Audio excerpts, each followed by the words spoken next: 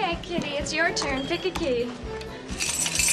Oh my gosh, there are so many, I can't tell which ones are ours. Kitty, you don't pick your key because then you'd go home with your own husband, and who wants that?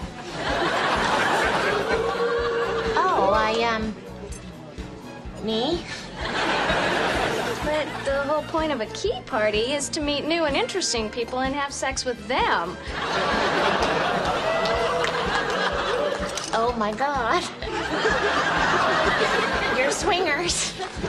Fred, honey, it's time to leave. Now?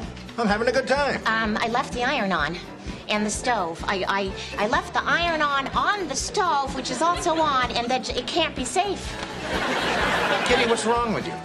Oh, Red, the goose keys I've got. Oh, dear Lord. You lucky bastard. Bite her earlobe. She loves that. What the hell are you talking about? Red, you do know that this is a wife-swapping party, right? What? Are you telling me you want to sleep with my wife? What the hell's Screen X? It's like there's screens on the side. Oh, okay. It's like peripheral vision. It's kind of dope, actually. You ever done that? No, I've never done it. And I don't think there is any in Chicago. There was one in New York, but it wasn't like, I heard it's bad where it's like, it's kind of just like digitally CGI augmented like extensions of the side of the frame. And it's also only for part of the movie. It's not like the whole thing. So it like, okay. I don't know. It like, you have to like sit really close and really just like only look forward. And even then I think it looks kind of bad, but apparently the Spider-Man is the first movie that like they actually like in the making of tried to like consider. And it, like, honestly, for like the web slinging and the, like the flying and shit, the swinging, I'm sure it probably is fun, cool. I don't know. What format did you see it in? Digital. Nice. Yeah, I think I just saw it in regular, maybe XL. What the fuck are all these? You're saying things I have no idea. XL. There's an AMC here in Chicago that it's got like 3 screens that they just call XL, and it's just like kind of a bigger auditorium. Okay, I fuck with that. But it's not even that bigger. I mean, yeah, like I don't know if they charge more. I would hope not. Yeah, it's just an AMC branding. I saw it in regular. Yeah, I saw it in 3D. I actually wanted to see it in 3D, and Carter was like, preferably not. So. He's not a 3D guy. I don't mind the 3D. I saw Hoppers in 3D. That was really good. I have a letterbox tag with it. Oh, I saw Minions in 3D. That's what it was. Yeah. Nice. That would be a good one, actually. Mando and Grogu. Super Mario Galaxy. That was lit. That's a good one. I actually want to rewatch that. It's on Peacock. I'm going on a tear right now, dude. I'm back. Movies are back. Movies are back. Obviously, Spider-Man breaking fucking box office records. Not the movie we're talking about today, but The Invite, a movie for adults, a comedy, an A24 movie, pulling in a cool $40 million worldwide. The Odyssey, this 3-hour long film, making a fucking $1 billion. It's not quite there yet, but it'll get there very quickly. Making more domestically in like the first 13 days than Oppenheimer made in its entire run after re-releases and Best Picture wins. And it's incredible what's happening right now. I hope it continues on through the end of the year. We look at, stuff like Dune, of course, Avengers Doomsday. But, even, some smaller movies, Werewolf. Will we see stuff kind of, continue to be successful? We Hunger Games, I think that's probably going to be a big hit. Oh, yeah. It's a good time to be at the movies, and these movies are also good too. Fun to watch. Small stuff's thriving. The drama was a hit earlier this year. Speaking of, Zendaya and Rob Pattinson, who we're going to talk more about today, it's great to be in the theater.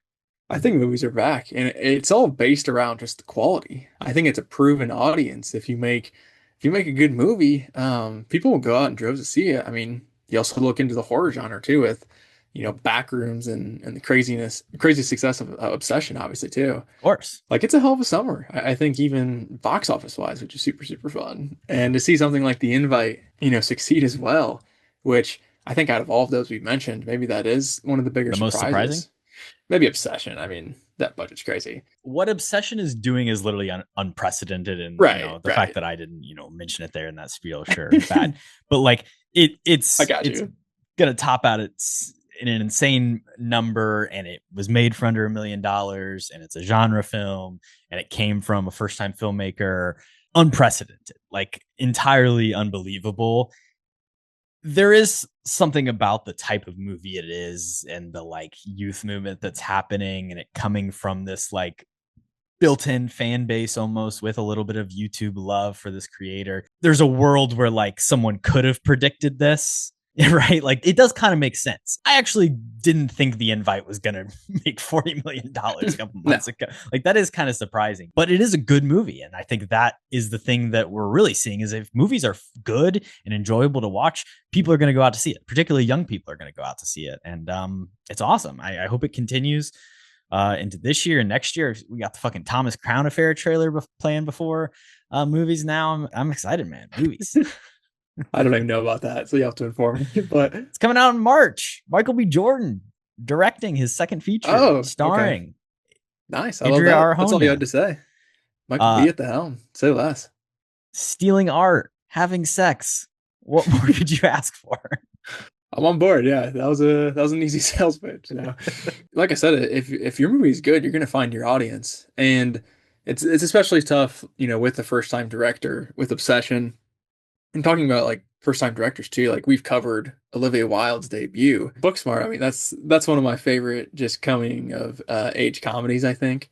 And then, I mean, she did have a little bit of a rough patch with Don't Worry, Darling after that as well. So it's cool to just see her back in the driver's seat, because I do think she's a really great director. And obviously that shines through in this movie. But I think equally impressive as well, like, is her performance in this. I think that's something that is super underrated in Hollywood, of the fact that you can have control behind the scenes and, you know, still do your part, you know, acting. I feel like that would be extremely difficult. It is a one-setting movie as well, but like the direction is so great with, you know, it's interestingly shot, and, you know, the writing is great as well. But yeah, I just love to see her back in form, and her duo with Rogan was, I think, just pure comedy. And in a little bit, they're kind of just playing themselves. I think Olivia is doing a little bit more of, you know, a lot more acting, I guess, and her character has a lot more going on internally, I think. Well, that's not true. I mean, Seth Rogen is just playing himself, but he has a lot going on too. But yeah, I just think the writing and the directing specifically was definitely the standout for sure. The two movies we're going to talk about today are my two favorite movies of the year so far, the Odyssey and the Invite. And I first watched this movie back at the very beginning of May at the Chicago Critics Film Festival. And no, I was not invited as a critic. It's just a film festival put on by critics, unfortunately. And I bought a ticket like a normal person, but on 35 millimeter film. It was shot that way, projected that way. Olivia Wilde was there for a Q&A afterwards. And I just loved it instantly at the time. Like I said before, you know, was unsure of what the response would be when it came out. If people would talk about it, if people would even go see it. Having this summer release, this July, June release, where it's like, there's a lot of things to go see in the theater, and there's a lot of shit to do that's outside that's not going to the theater. So are people going to go out for the kind of interesting sex comedy that's it's a real examination of like a relationship in peril and what that means, and has all these deep layers of about love and hate and marriage, and it is kind of a tough sell, but it does have 4 familiar movie stars at the front of it, and they're all incredible in this movie. I think they're all really great.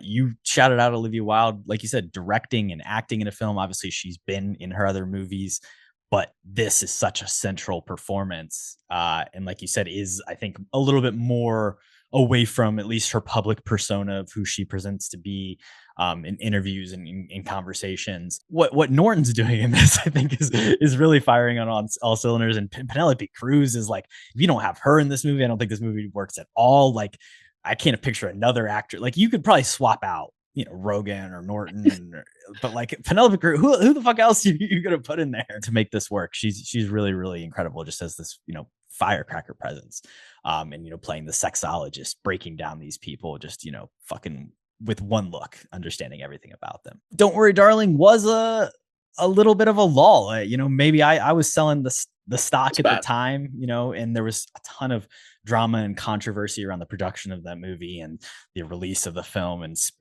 you know, people spitting on each other and not spitting on each other and the relationships that people had. And of course, Olivia Wilde's own divorce being very public at the time. I'm kind of surprised that this movie has kind of been people have been normal about it in a certain way. But it is, I think, like a really interesting piece of post-divorce art and post-divorce filmmaking. I don't want to, you know, get too much into her personal life and details, but like you can 100% examine it in the context of that as of a person making something following, you know, the dissolution of a marriage where you have children and you have this, you know, intense connection, which I think is very interesting and like very well done. No, 100%. I think that's a great point of it is kind of the perfect time almost for her to make, you know, a movie with this subject matter of, you know, kind of having this relationship that is almost at its end. It basically is. Like you said, kind of just stayed together because they had a kid. And really deep diving, you know, into two characters of how they grew up, you know, how did they meet? How did their relationship start? And then like where are they at career-wise now versus like where they wanted to be at the beginning of the relationship, which I think is a really interesting Fucking thing. shame and regret and embarrassment and like the things that hold us back. And, you know, are you miserable because of another person, or are you miserable because you yourself are fucking miserable and you got to work some shit out? You know, it's funny. I watched this movie a couple months ago and it really hit, and it continues to hit for me personally and everything. And I, you know, listen, I can see myself in these characters. I can see myself in really all four of these people. And I think that's what makes this like a really successful film.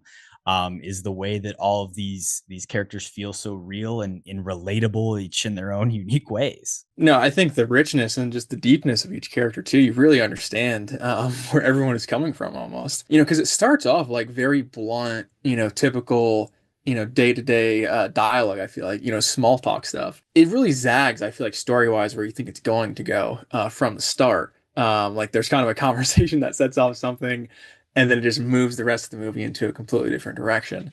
So I just really love kind of, we know who these characters are before even going into like a fun, crazy, you know, A24 movie, you know, once we get to the second half. Yeah, I think everyone is perfectly cast as well. Like you mentioned, Norton, I think is definitely a standout. I think he's just having a lot of fun too. Like this is a character that I probably wouldn't have picked, you know, for Norton. You know, I mean, his name is Hawk, which is dope, which flies into the story.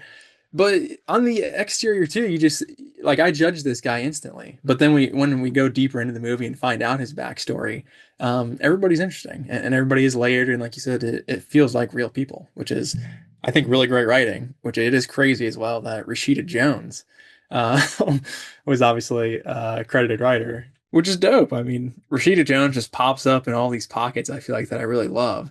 You know, she's in The Social Network, she's in Parks and Rec, and now she's done this, which I think is equally great. I will say too, like I think this will be in my top 10. I think, and also the Odyssey as well. I think will be in my top 10, but not my favorites of the year. I still have some issues here and there, but I don't know. I think between this and Booksmart for me, it's a bit of a toss up. I think they're pretty even, honestly. Yeah, Rashida Jones is awesome. I was pretty shocked when I saw her credit pop up. I do have to say, in the script, the Norton monologue that he delivers, that backstory, it just said the character delivers a monologue, and Norton wrote that and came up with it and surprised everyone on the day with what his backstory and his monologue was going to be. So there's an incredible script here, Oscar nominated script. I think it will happen. So. It will be adapted. This is adapted from a Spanish film, which was based on a play. The movie only came out in 2020, so it's not like that old of a story by any means. It is very modern. Norton also really loves the original. Reached out to Olivia Wilde when he knew that she was directing and just said, "Hey, what can I do to be involved in this?" And she was like, "Do you want to act it? Like, I would love for you to just be in the movie." And okay, yeah, sure, absolutely. So pretty easy sell. And then of course, you got Seth Rogen. And have you seen The Studio? I haven't yet. I almost turned it on the other day. There's a good Olivia Wilde episode. The fourth episode is kind of a play on a little bit of the "Don't Worry, Darling" controversy. She plays this heightened version of herself of a director. She's really great in that. And then that's how they kind of connected. And she was like, "Hey, would you like to be in this project?" And it really all comes together in a really special way. Particularly her direction is impressive, like you said, because this is a one apartment, one setting movie that we get a little bit of, him at his music school in the very first scene. But past that point, they are inside this apartment for the entire runtime of the film, hour 40 minutes.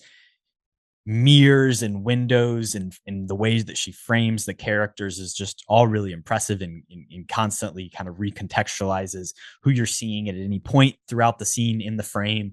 As characters move to the ground and up and down, and they're kind of all sitting in different positions. And this could be so fucking boring. And this could be like, this should just be on a stage, and I don't care. But this is a movie. It feels so cinematic. And particularly windows play a role in peering through windows and looking, and kind of the way these people are disconnected in their lives, but also connected. It's thematic and story driven. I just was blown away by this movie, and yeah, it's my second favorite of the year. And even on second watch last night, alone in a theater at 10:30 p.m., I was laughing and also getting hit hard in the heart. I love that.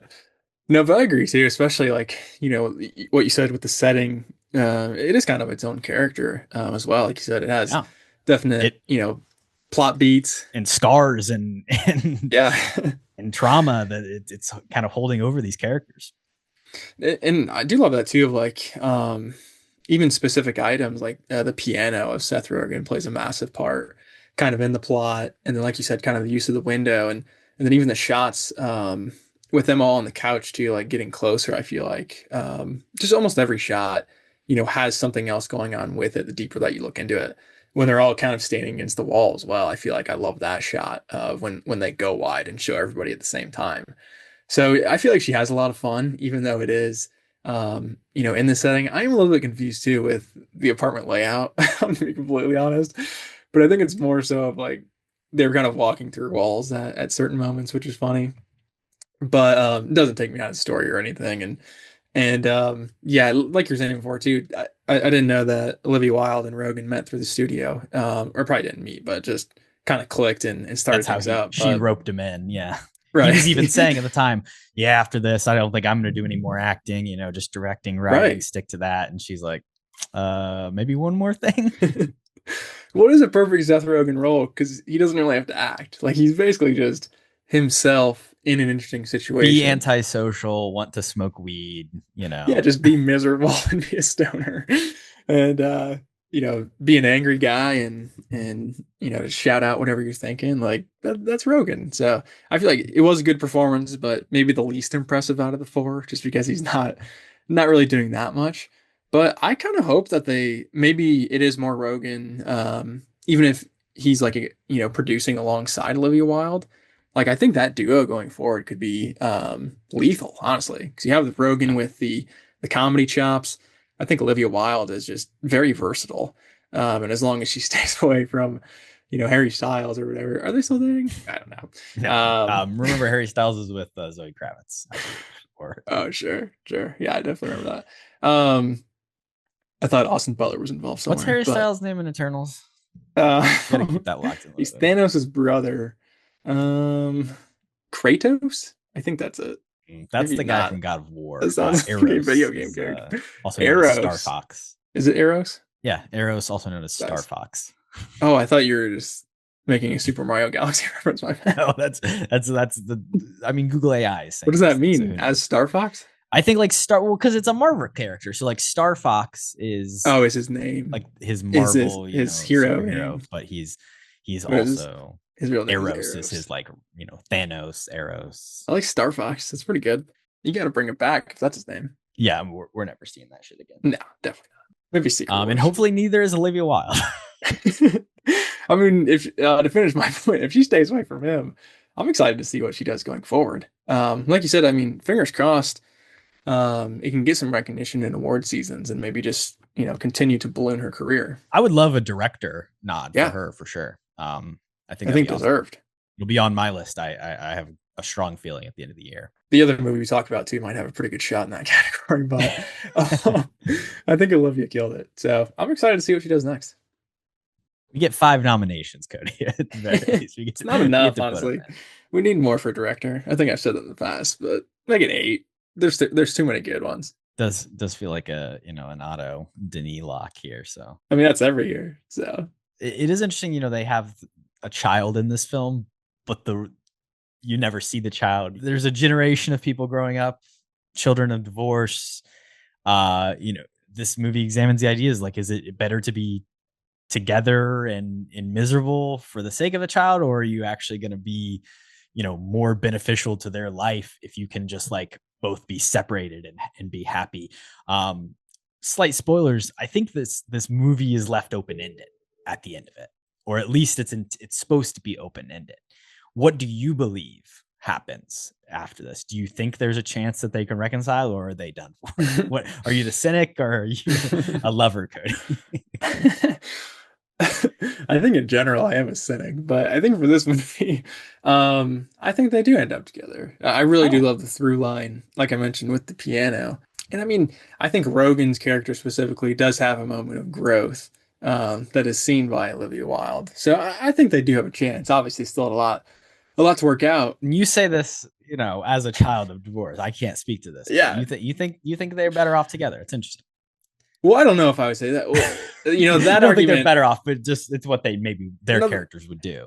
Yeah, I think that's where I just think the movie you're showing me where it was going, which is my interpretation. It could be very wrong, typically. She wouldn't say like what she thinks, but like when I was in that theater and the first screening, I said last night I was alone, 10:30 at night by myself. First screening was at the Music Box, 700 people in the audience. It was like 50-50 of, are they together? Are they not together?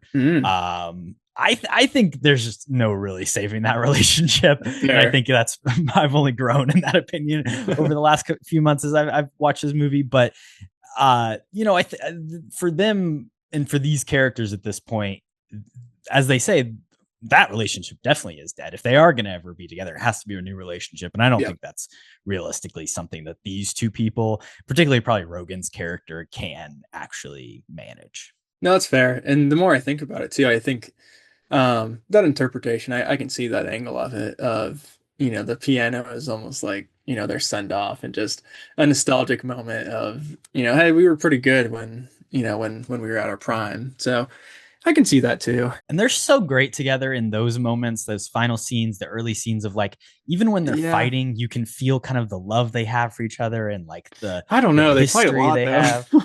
No, but I mean like as bicker. actors and like the way you can feel, like there's a moment when she asks him about his back at the very end of the movie. And it's like, she still cares just like about the person there. It's interesting. But there's hate. There's like, this is a movie about how like love and hate are like almost the same thing. It's such a thin line. Yeah. No, I think this movie's a great showing of that. Because I mean, yeah, I feel like from the start, honestly, the first act, especially, they just bicker nonstop.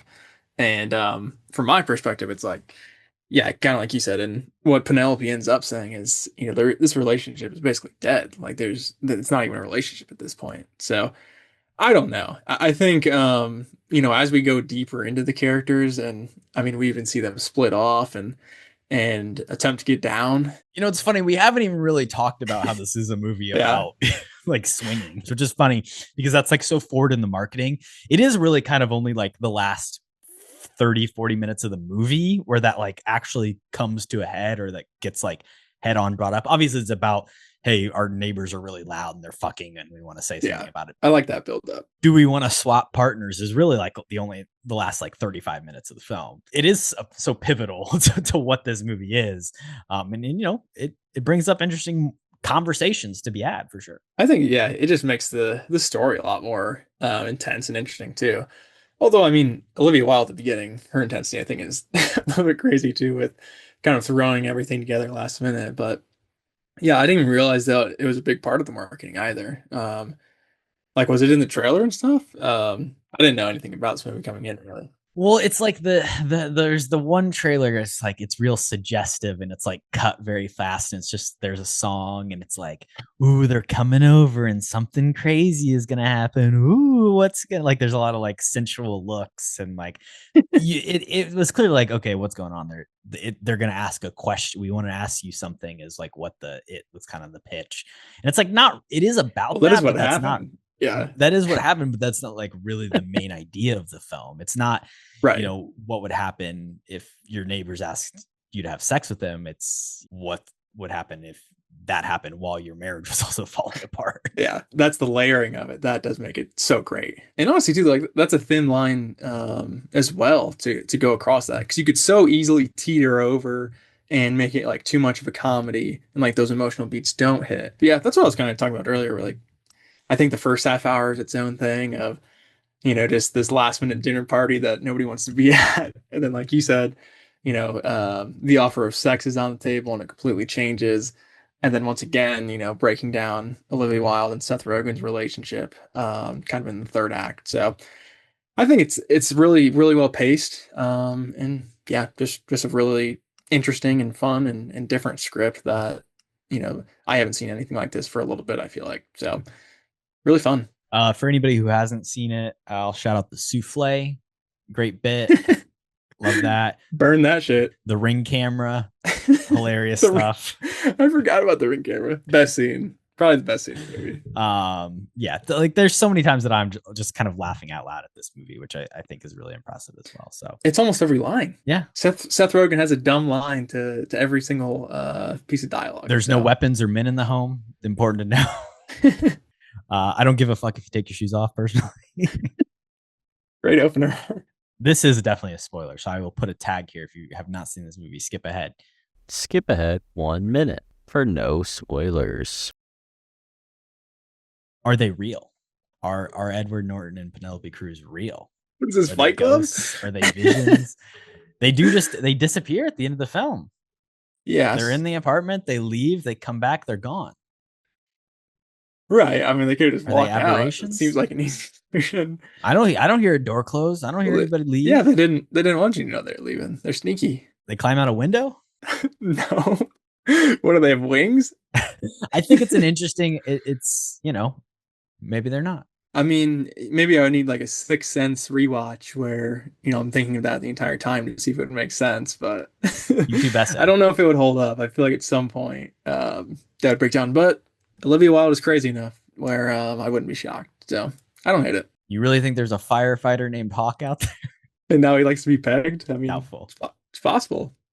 Shout out Hawk. Who knows? Obviously wears its influences on its sleeve, and she, shouted him out and has, said, Who's Afraid of Virginia Woolf, Bob Carroll, Ted and Alice, like these classic films. But this is that for the 21st century, for our generation, for the future, for now. It feels very relevant, and I don't know. I'm excited for more people to see this. I know it's been seen by a lot of people, but I hope more people see it when it hits streaming. As we said, shot on film. She bankrolled that herself, and then got paid back after the fact once everyone was like, okay, this movie is great, and we doubted you.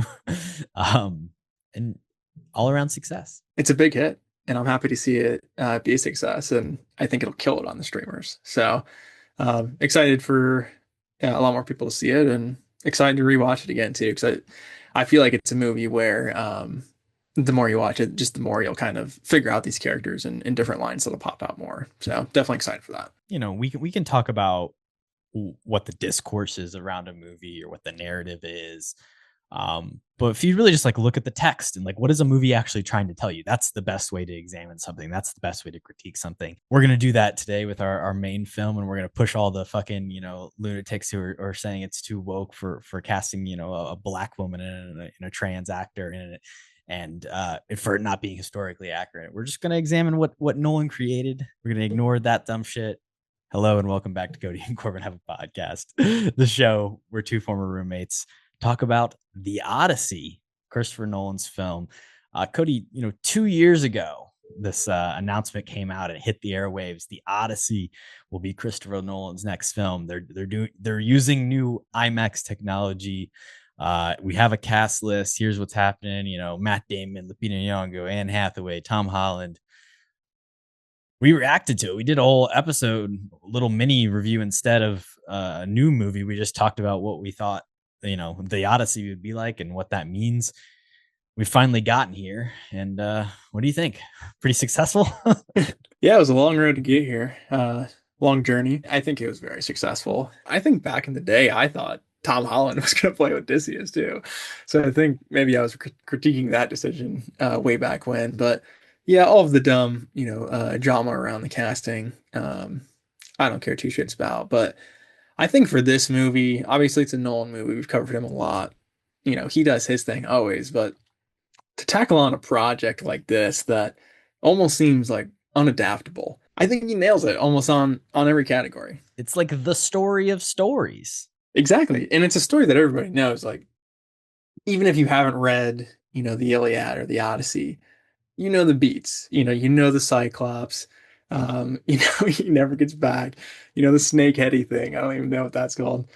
And I'll say off the bat too, like, I'm not a big Greek mythology guy. I don't know any of these characters' names, but I do know like the story in general. I think I did read most of the Iliad and the Odyssey like in middle school. So shout out to me. For Nolan to still have his style of making it, this pretty gritty and realistic version, mostly just focusing on the real men, not really showing us the gods, even though they are obviously involved in basically every aspect of the story. But Nolan pulling it off in his style, I think, makes it even better. This is a great movie. It's not my favorite from Nolan. It's not my favorite of the year, but it's pretty high up on both. So I'm going to be pretty positive, I think, overall today. There was a lot of conversations about like the practical effects of creating the Odyssey and what he would actually be able to do with that. And we'll get into the specifics of a lot of that stuff. But I think that was just kind of like silly conversations people were having, very early on that, like, in truth, Nolan uses a lot of filmmaking tricks. He is, a very smart guy, and he'll use every resource that's available to him. And he is going to maintain that style, and it will feel like a Christopher Nolan film. And there's going to be the negative sides of that. Sometimes, his work with wives and his movies is often a little bit lacking. Maybe Penelope, one of the better ones he's ever had, and that's not saying a whole lot.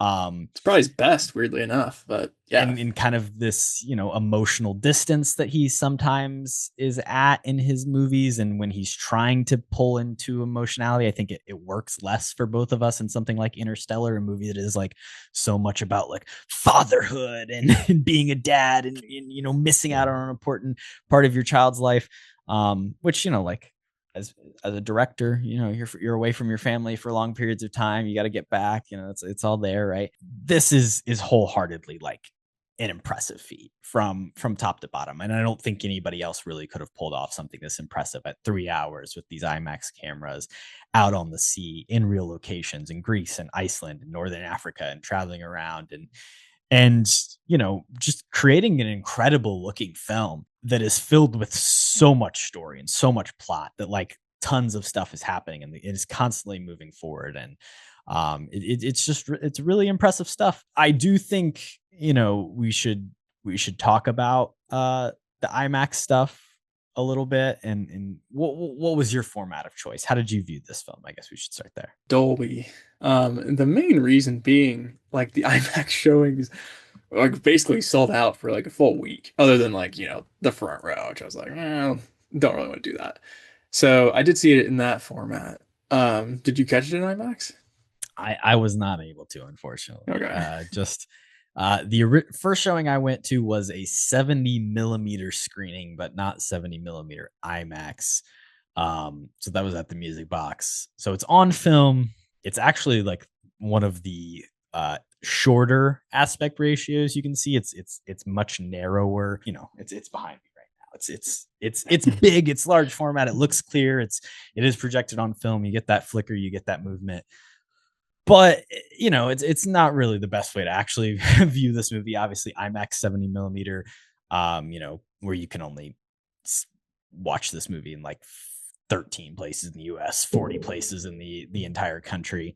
There has been some interesting, conversations about like is this accessible? Is this good for movies? The fact that like the way you're supposed to watch this movie can only be done for a premium ticket price at a select location. And most of the tickets have been bought up for the entirety of the run. Like, is that good for movies? Is that bad that it's becoming this, extreme thing that almost exists only for like the wealthiest people who have endless time to kind of, go at 5 a.m. and pay $40 to see it in New York City or whatever? Like, it is is it for only the elite, or is it for everyone? Obviously, like I can, walk down to the AMC and watch this movie, but not in the way that Christopher Nolan intended you to see it. Not the way he shot it on IMAX 70mm for the entirety of its duration. You're missing out on 40% of the image. It's true. It's a lot. No, but that is an interesting. I had not thought of that.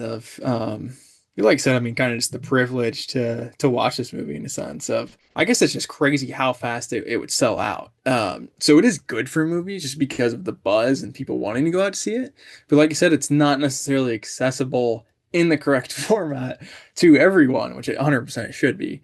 So yeah, I do think that is a problem that one way or another they're gonna have to figure out. And I think we've talked about this in the past too. But I mean, you could look to add more screens, but that is like super, super difficult. So I don't know what the solution is really. I mean, here in Illinois, outside of Chicago, about an hour outside the city, they built an auditorium, or they added one on to an existing theater to be able to show this in IMAX 70mm. So like they've added a couple around the country. There are like limitations in the projectors, the technology, like ones that still exist. It's a lot of like legacy technology, not new things that are being built. You ask, why can't you just manufacture a new thing?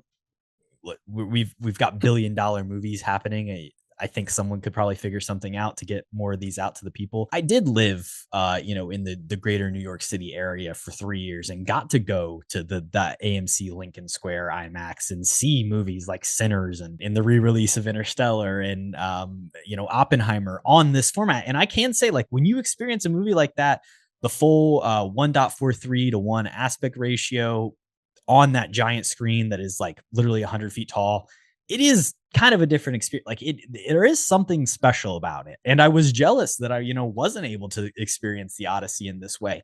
It's still fucking great to just see a movie in a movie theater, period. Seeing this movie projected on film or even just on digital when I saw it for a second time with my parents last weekend. Like it's going to be fun in any theater, but it is unfortunate that like you got to either live in, one of a couple places or travel to really be able to experience this. I hope that when this gets released on physical media and released on streaming, you will be able to view it in the expanded aspect ratio. There's always kind of back and forth on whether that's going to happen. Obviously, like a lot of the Marvel movies on Disney Plus, you can watch the IMAX versions of them, the IMAX Enhanced. We've talked about this, like when we did our Guardians episode. The Sinners and Oppenheimer and a lot of Nolan's movies, if you have the disc, you can watch the IMAX versions. However, you have stuff like Mission Impossible Ghost Protocol, Brad Bird's film, huge, IMAX sequence, the Dubai climb outside that building, shot on IMAX 70mm. The only way to see that full version of the film is to see it in the theater. The home release, the streaming release, it's just regularly cropped. A movie that is out 15 years ago and maybe is going to play once every 5. Like that's the only way you can actually watch the way it was shot and the way that these sequences are. I think that's kind of stupid. And I do think Nolan probably leans more to the accessibility for at-home releases, but who knows what'll happen for the Odyssey. Maybe you'll have to pay more, who knows what Universal will say when they see the fact that they can sell fucking exclusive tickets to the IMAX showings a year out. There's no telling the way these things will be commodified. I never had problems getting tickets to Oppenheimer or Sinners or all these movies. This is like a new problem, a new resurgence that's really happening. And obviously Nolan's really pushing it himself, but like, it's only going to probably get worse from here if people continue to kind of utilize this technology in this way. The demand is going to go up. Hopefully the supply does too. Yeah, that's the tough part. Is just, can the supply keep up with that demand? Which I think right now it's not really able to. Both the supply of the actual movies that are worth seeing this way and the supply of the format itself, the screens. Just seats, yeah. Too many butts and not enough seats, which is unfortunate, but it's a good problem to have, especially for movies and how they've struggled in the past. And something I wanted to ask you too. I mean, it's a different format, but would you see or would you consider seeing this movie in a 4DX? Is that one of the ones you can uh, log it in on Letterboxd? I don't think it was that option, but did you see there were 4D showings of this? This would be an interesting movie to see in 4DX. Of course, the only 4DX Crazy. film I've ever seen is Avatar: The Way of Water, which I did get splashed with a lot of water. So I think this would probably be pretty similar.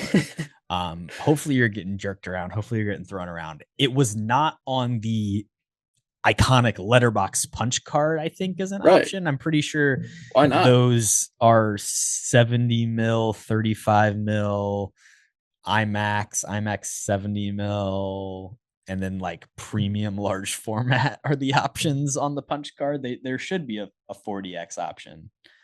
It probably had to be approved by Chris to make the checklist, so probably a lot got cut there, but I think it would be insane. And also going just back to what you're saying about Nolan too. I mean, the filmmaking of this movie is absolute insanity. Just kind of the scale of it as a whole. But it is a Nolan movie where it's still every shot, is artwork. There's no empty shots. There's no empty scenes. I don't think, even though this is a very long movie.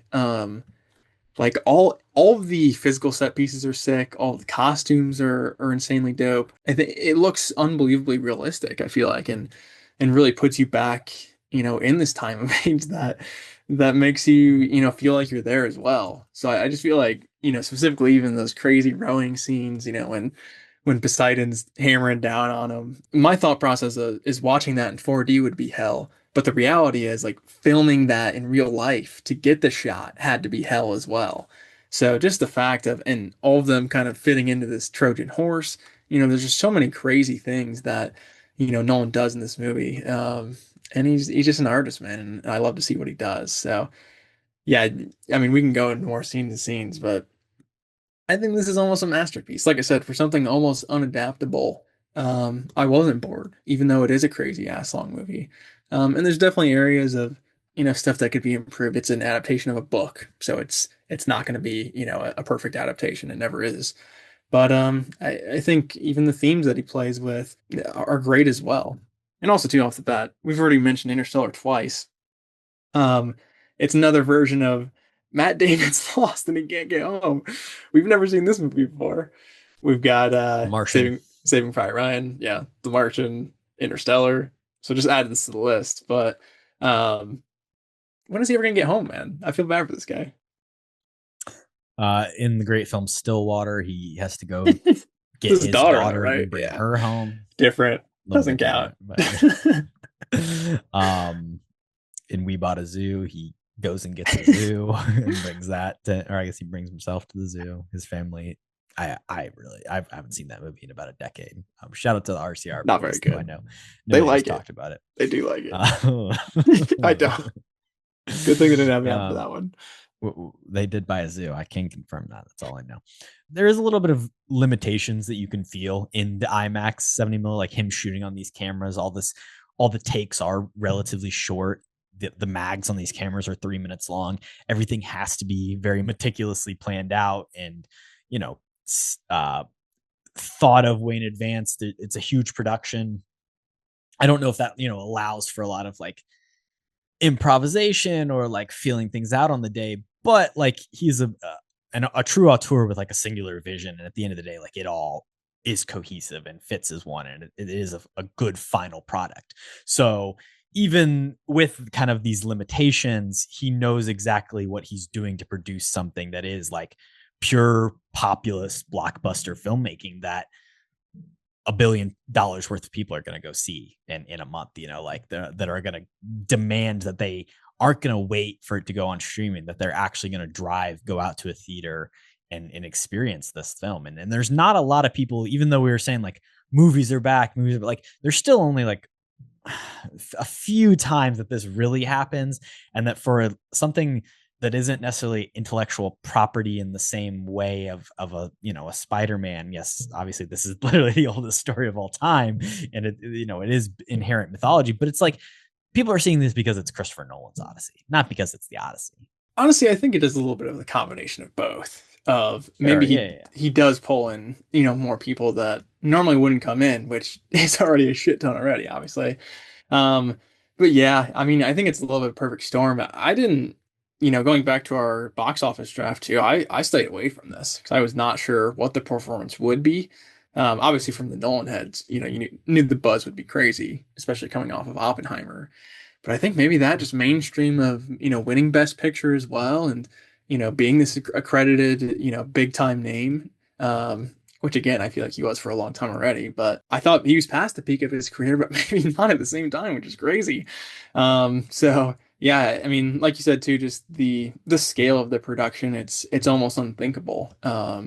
So I don't know how he did it, especially with, the specific modifications that you have to work with this IMAX technology like you're talking about. I feel like that would make it more difficult. And it's an unending cast with so many characters, and I feel like it would be easy to mess up just because it is a story that everybody knows. And if you try to differ away from that too much, people are going to be pissed. So there's a lot of factors that he has to deal with coming in.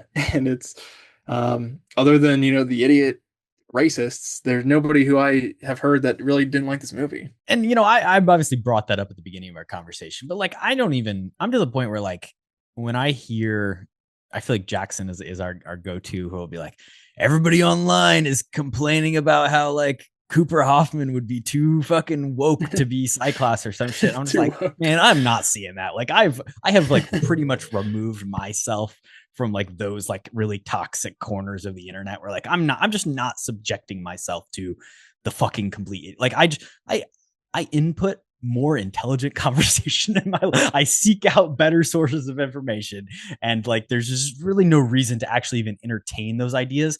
I think we can have a conversation here a little bit. Like there is actually really interesting casting in bringing Elliot Page into this movie and the role that he plays and the character and who's actually not even in the Odyssey sign on. So there is actually like real reason behind these things, and it is all intentional when Nolan's doing these things, but it's not just because of woke and it's not just to like meet some DEI fucking threshold or pull some affirmative action shit. Like it's good actors who are going to serve important character and story purposes.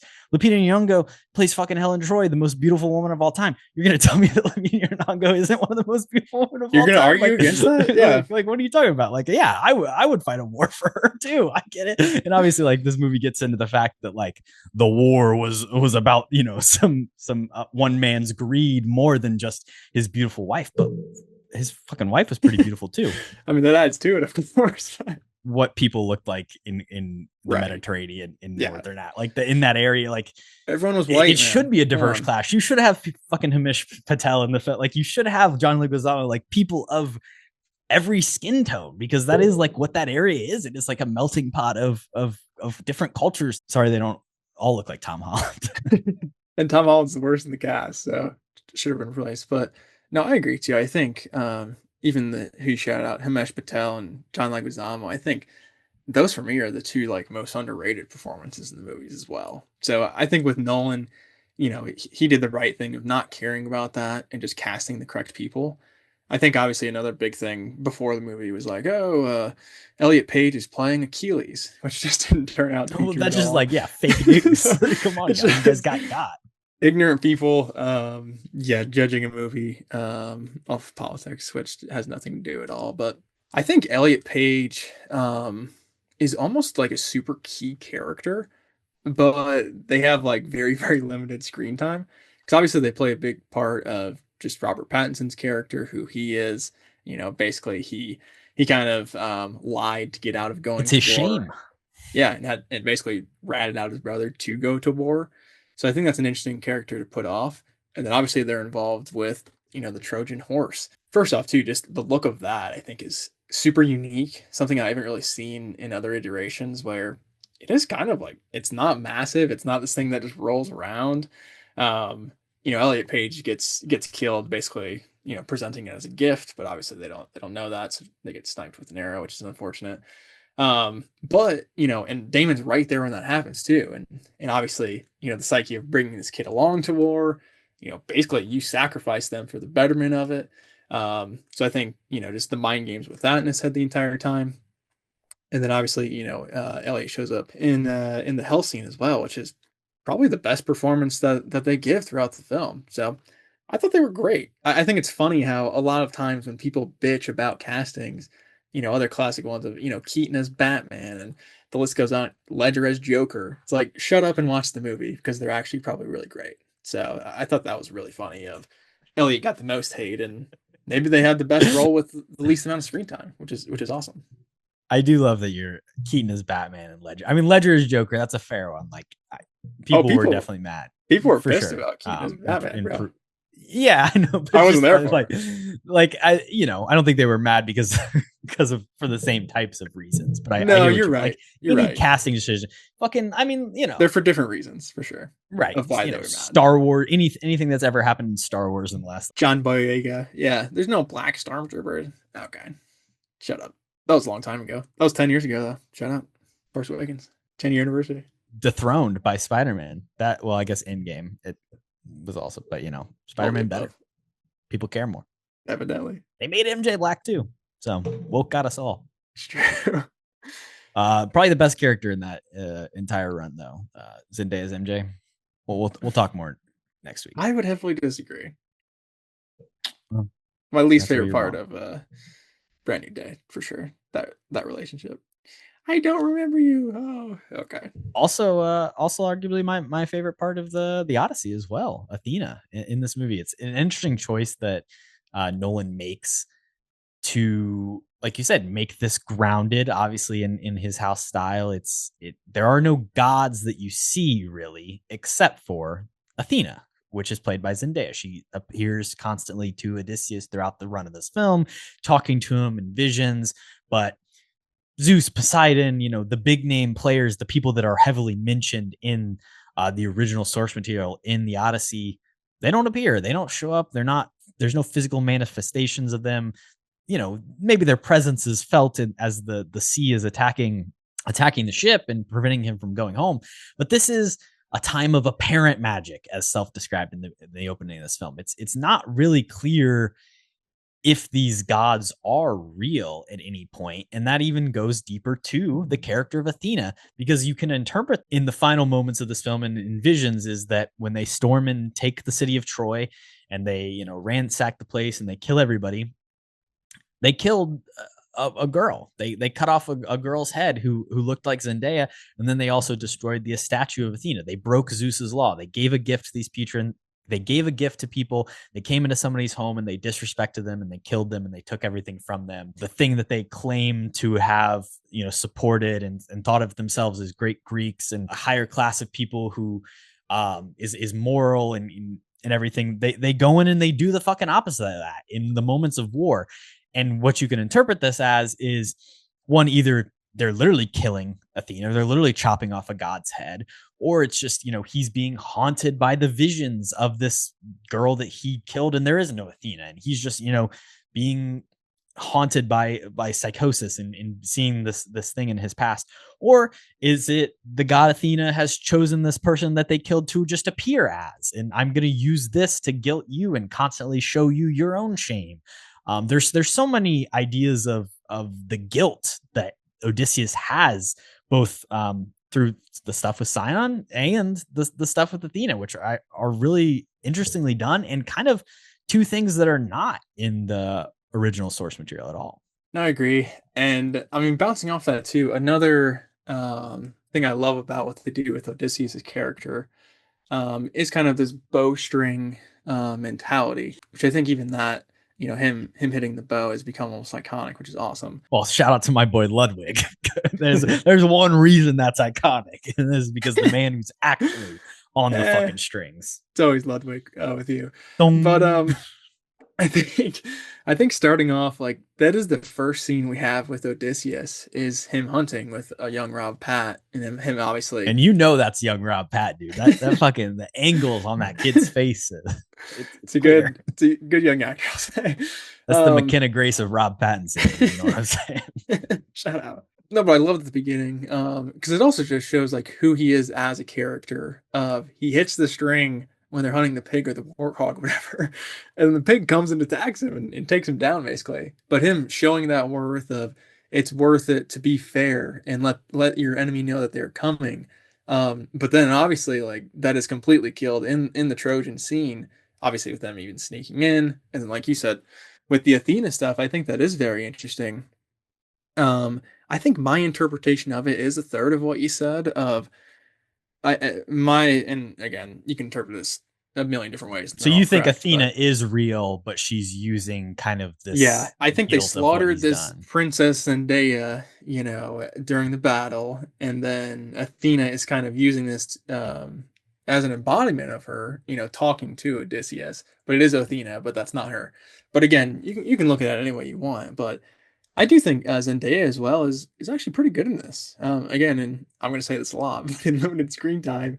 Um, especially that emotional moment at the end where it all kind of circles back around too, which I think is another great thing that I love with the themes that they go for.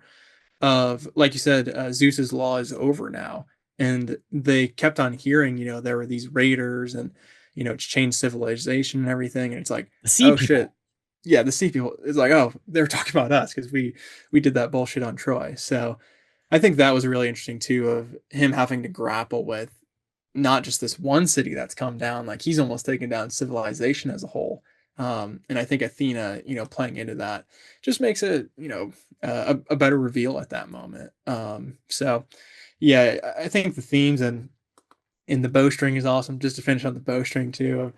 I mean, it's almost become a meme of the second scene with it, where he obviously it's the iconicness of him, doing the arrow through all the axes. And then Anne Hathaway with like this, just the horniest reaction ever to him doing that, which is awesome.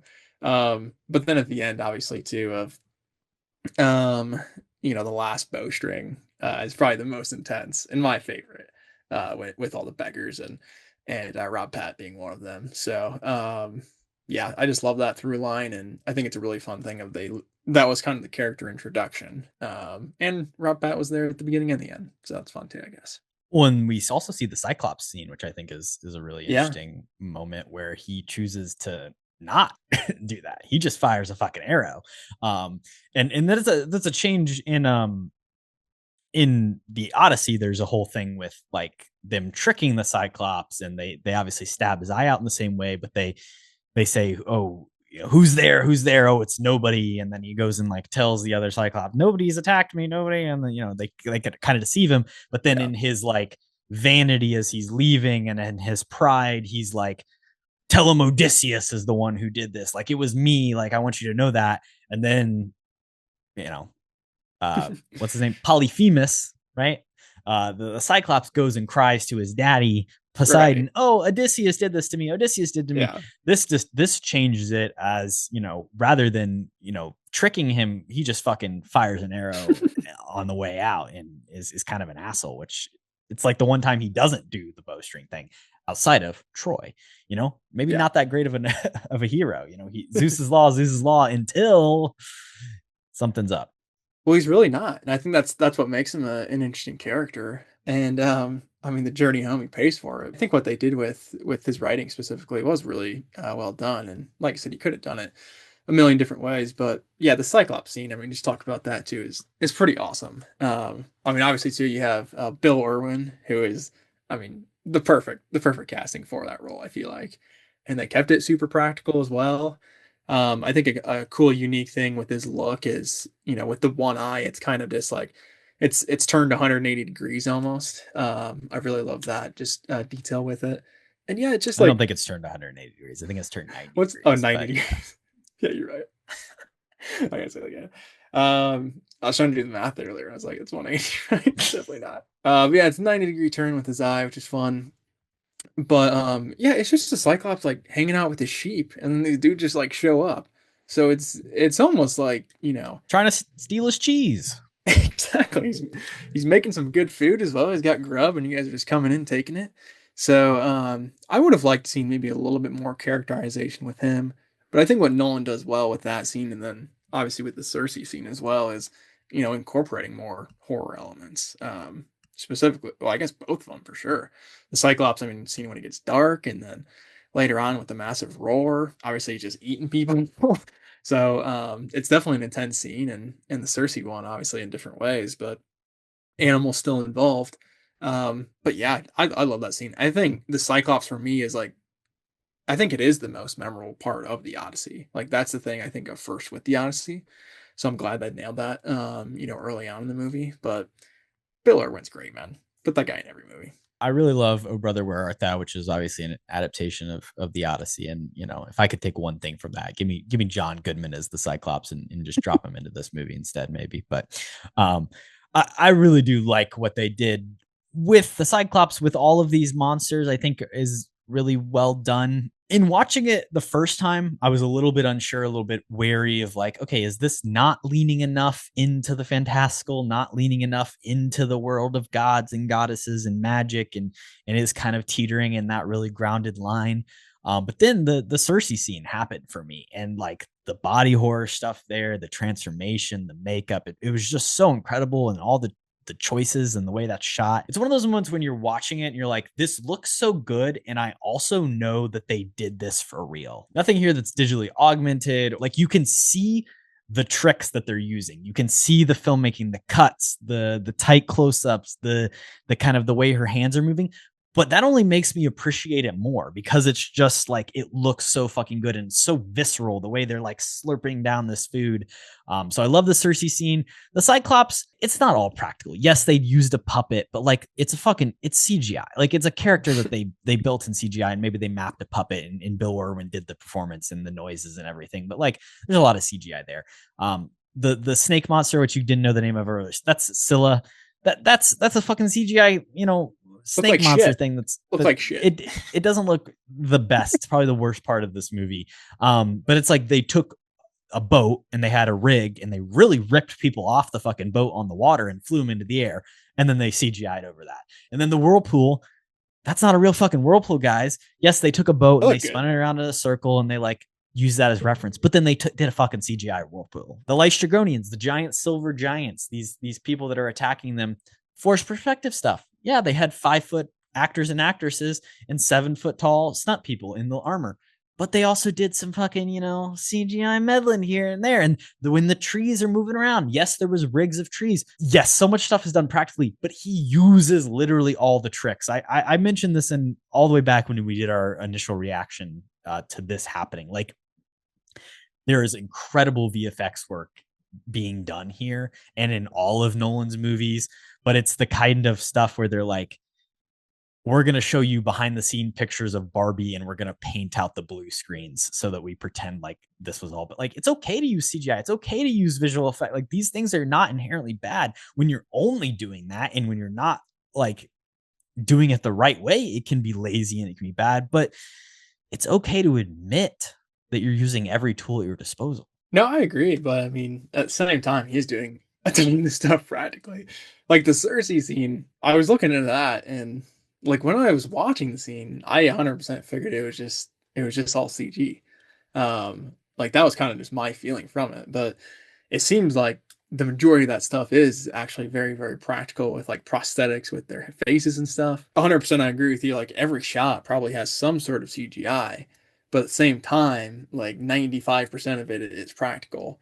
So I think, like you said, you need to find that balance. Well, I don't not every shot. Like there's tons of untouched shots, and like this is a movie that's like not really color corrected digitally. There was like they used old school color timing, and so it's always there. But the sets and the costumes are absolutely glorious. So I hear what you're saying, but stick practical. Flip that car over at Lower Wacker Drive. Drop Tom Hardy out of a plane. Do you think they really drug the Trojan horse across the desert like that? The Trojan horse is an incredible image. And it's funny. Nolan's talked about kind of originally being tapped to direct Troy all the way back. At the time, he conceived of the idea of like the Trojan horse half sticking out of the sand, being washed away by the water. 20 years later, he got to put that image on screen. So it is funny, he makes Oppenheimer, he wins Best Picture. He could literally do anything he wants, and this is the direction he goes, and was a success. Clearly, he's been preparing for this moment, and he pulled it off. 100%. And for something so hard to pull off, I think it is super impressive. But at the same time, it's kind of expected from Nolan at this point. So big ups to him. Talking about that, just the Troy scene in general too. I mean, another person we haven't mentioned, but my background. I don't even know how to say his name. I'm a Megmon. I'm a Megmon. Agamemnon. Shout out to this guy.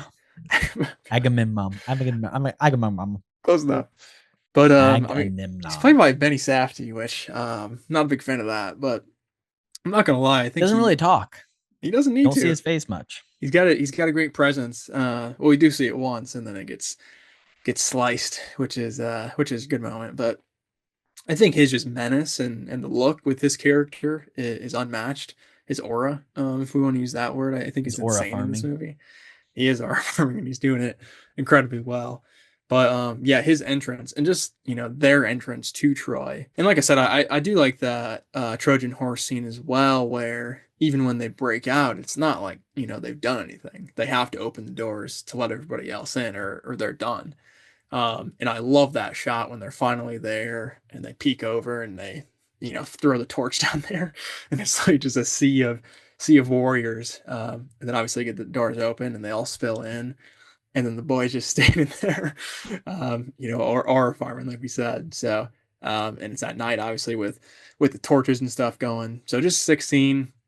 Every time he's on, camera, standing next to Damon, of course, it's that classic turnaround shot that's in the trailer. That's really great. So yeah, I did really like his presence, and no dialogue was really needed with him. So I think it was just a good character, just because of the direction a little bit. So shout out to Safdie. It's an easy life working with this guy Nolan. Don't have to do much, and you're a star. But go back to Bowser Jr. I think now. But what Nolan will often do to market his films, especially like these last couple, is release kind of like these prologue trailer things.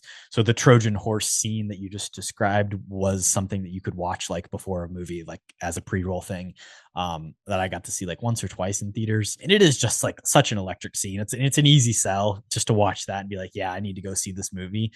But it's also in the Nolan way, this is a movie that plays with time a little bit. It's jumping around in its narrative and it's kind of recontextualizing things. This is a scene that kind of gets recontextualized multiple times throughout the movie, and as you re-examine it. But just as an individual sequence, it is so incredible. Like you said, skirting through the city of Troy, taking people out, trying to get to these gates, him with the bow and arrow, just shooting people, boom, boom, boom, until they get the gates open. And then you've got Benny Safdie standing there and they all rush in, which is the end of like the prologue that they played in theaters. But then, from there, it's not over either. They do a lot of fucking pillaging and murdering and chopping off of Athena's head, which we get the final moments of later in the movie. I think this is a great Oppenheimer double feature. Like, it actually does make a lot of sense that he makes this movie in response to that, and like is dealing with a lot of similar thematic ideas.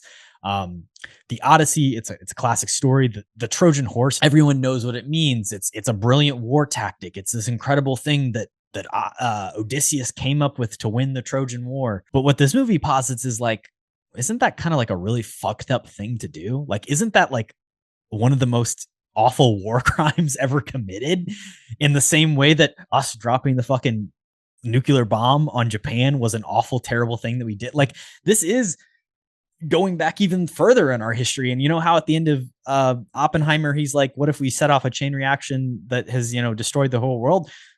Now he's positing, what if fucking Odysseus was the chain reaction that set this shit off?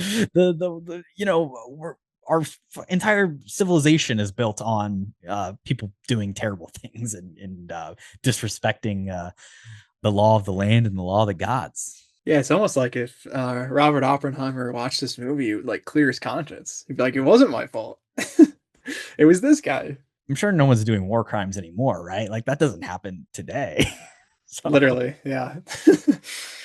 Still relevant, even this long later, unfortunately. But Nolan is a guy, we talked about it when we did a Dark Knight Rises episode, like kind of has a little bit of like conservative ideas in some of his filmmaking and his approach, and like definitely the way he like treats cops. And he's made two very interesting films about like war that are not conservative minded films whatsoever. And I think Oppenheimer is I love this movie, Odyssey. I think Oppenheimer is an even more brilliant movie about, America specifically. But this one, it's a great two-hander. It's a great thematic parallel. Honestly, I think those two for me are right next to each other. I honestly don't remember. I do have Oppenheimer higher on my list. Um, but like you said, I feel like the themes are super similar. It's just, in the Odyssey, it is more about kind of maybe the effect of war on somebody as well. Like we said, obviously guilt plays a big part in both. But obviously just like the hand-to-hand killing, it is different than, the atomic bomb killing, I guess, which is horrible to say, but Right. And then like Odysseus has to kind of suffer through his own, like he's almost in his own prison. The journey home oh is yeah. his Well, own. he has consequences immediately as well. Yeah. And yeah, that journey home is brutal. Like I said, the first And stop, he sees himself die even more over that time period. and His everyone he men loves, become even worse. yeah, Yeah. everyone he knows around as well. I mean, it's brutal because they just keep getting picked off. Obviously the Cyclops, the giants you mentioned, which I wanted to say with that scene too. The forced perspective, like you mentioned, it's just awesome filmmaking. And the fact too that that's like a big thing in all the promotional materials. And it wasn't even something I realized it was forced perspective until after like just looking into the movie after watching it. It just shows how well done it is. But the setup with that of like they just run into this kid who they don't know, and he turns around, it's just this little boy, and he's But it's basically the a same giant size as little them. boy. Yeah, Yeah. like I love that reveal. Um, Where's a little girl, Cody? I don't know if we should True. gender this child. And then after that, it's like they stay on like the same island, I feel like, after they get away. Well, they're like, we need to like circle around and look for more stuff, and then that's when they But it's like kill maybe Cersei, this right? island's not a good idea. Yeah, maybe not, Did you but see what you just ran onto, on this side? So I thought maybe that decision making wasn't great. Something else I love too was, the relationship with Himesh Patel and Odysseus.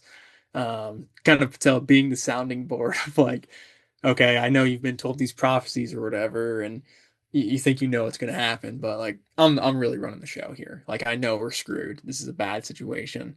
Off the bat too, I forgot to say like maybe you should just follow the Agamemnon home. I get it. He's an asshole. He kind of forced you into war.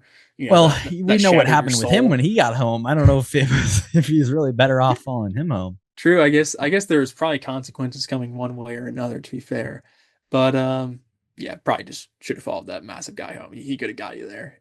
Even if you're gonna get killed once you get back. It's a long ass journey, man. I feel like for the distance that he went in reality, shouldn't have taken that long. I saw a map like of his journey, and he's basically just doing circles around, which is fun. Poseidon fucked him, man. Poseidon got him. They go to the Hell Island as well, which I did want your thoughts on that too, because I feel like that was maybe the part of the poem, the book that I remembered the least. Like I said, I think the moment with Elliot Page was great, but I think kind of it was a bit of just an exposition dump of like this is where you're going to end up. This is what is going to happen to your men, and there's not a ton he can do about it. It is, he has that interesting quandary about, do we go the whirlpool way, or do we go this other way? And I know six, of my people are gonna get killed, so like that's kind of there, and that started in that scene. But I thought maybe those two elements combined were the weakest, aspect of the journey. I really like the sirens sequence. Yeah, I forgot I about think that. Yeah, that's really good. That's something we haven't mentioned so far. In the music, particularly. I mean, this is where we can really shout out Ludwig. He's Ludwig. using Ludwig Göransson, our man. Is this another Oscar win for him, man? Like this guy's the next John Williams. I mean, every year we got it with Sinners last year. It's definitely a nom. It's definitely a nom. He was breaking out the ancient Greek instruments, getting in the studio with them, literally plucking those strings away, rebuilding stuff. I think it's probably a double nom with this and Mando and Grogu, right? It's a big year for him. I do like Manu and Grogu's score, I'm not gonna lie. But with this, I want to say that too. Like they actually kind of went back and had to make some of these like old school instruments of what they would have looked like and sounded like, and use that in the score. It's not my favorite from him, but I think just the creativity with that is unbelievable. So definitely a good pairing with Nolan. I think they have sort of unique visions for everything that they do. Yeah, I don't think it probably will win. I mean, I don't know. We'll see. Does this movie sweep it all? Great. That's a conversation we can have. Good. The siren sequence in particular, because it's like it uses the theme of Penelope that we've kind of established earlier in the movie to play over the sequence. And obviously Matt Damon's Odysseus says, "Tie me up. I want to hear the sirens. I want to listen to it." But which is crazy.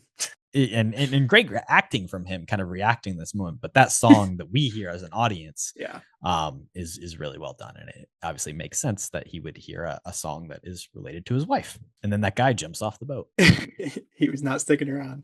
He got that earwax out quick. I think that was an interesting scene. I think that was probably what I least expected. You know, I think in a lot of other directors' hands, they do that a lot differently. Of, oh, you know, you got to show all the beautiful sirens, and it's got to be this big spectacle with, you know, Sydney Sweeney and etc. But I really like the angle of, other than, I don't know if it's the smartest decision to tie yourself up, but obviously that's part of the book. I think the execution maybe with that song, I think it works, but maybe I would have preferred something different. Travis Scott. Maybe something darker. I mean, Travis Scott would be dope too.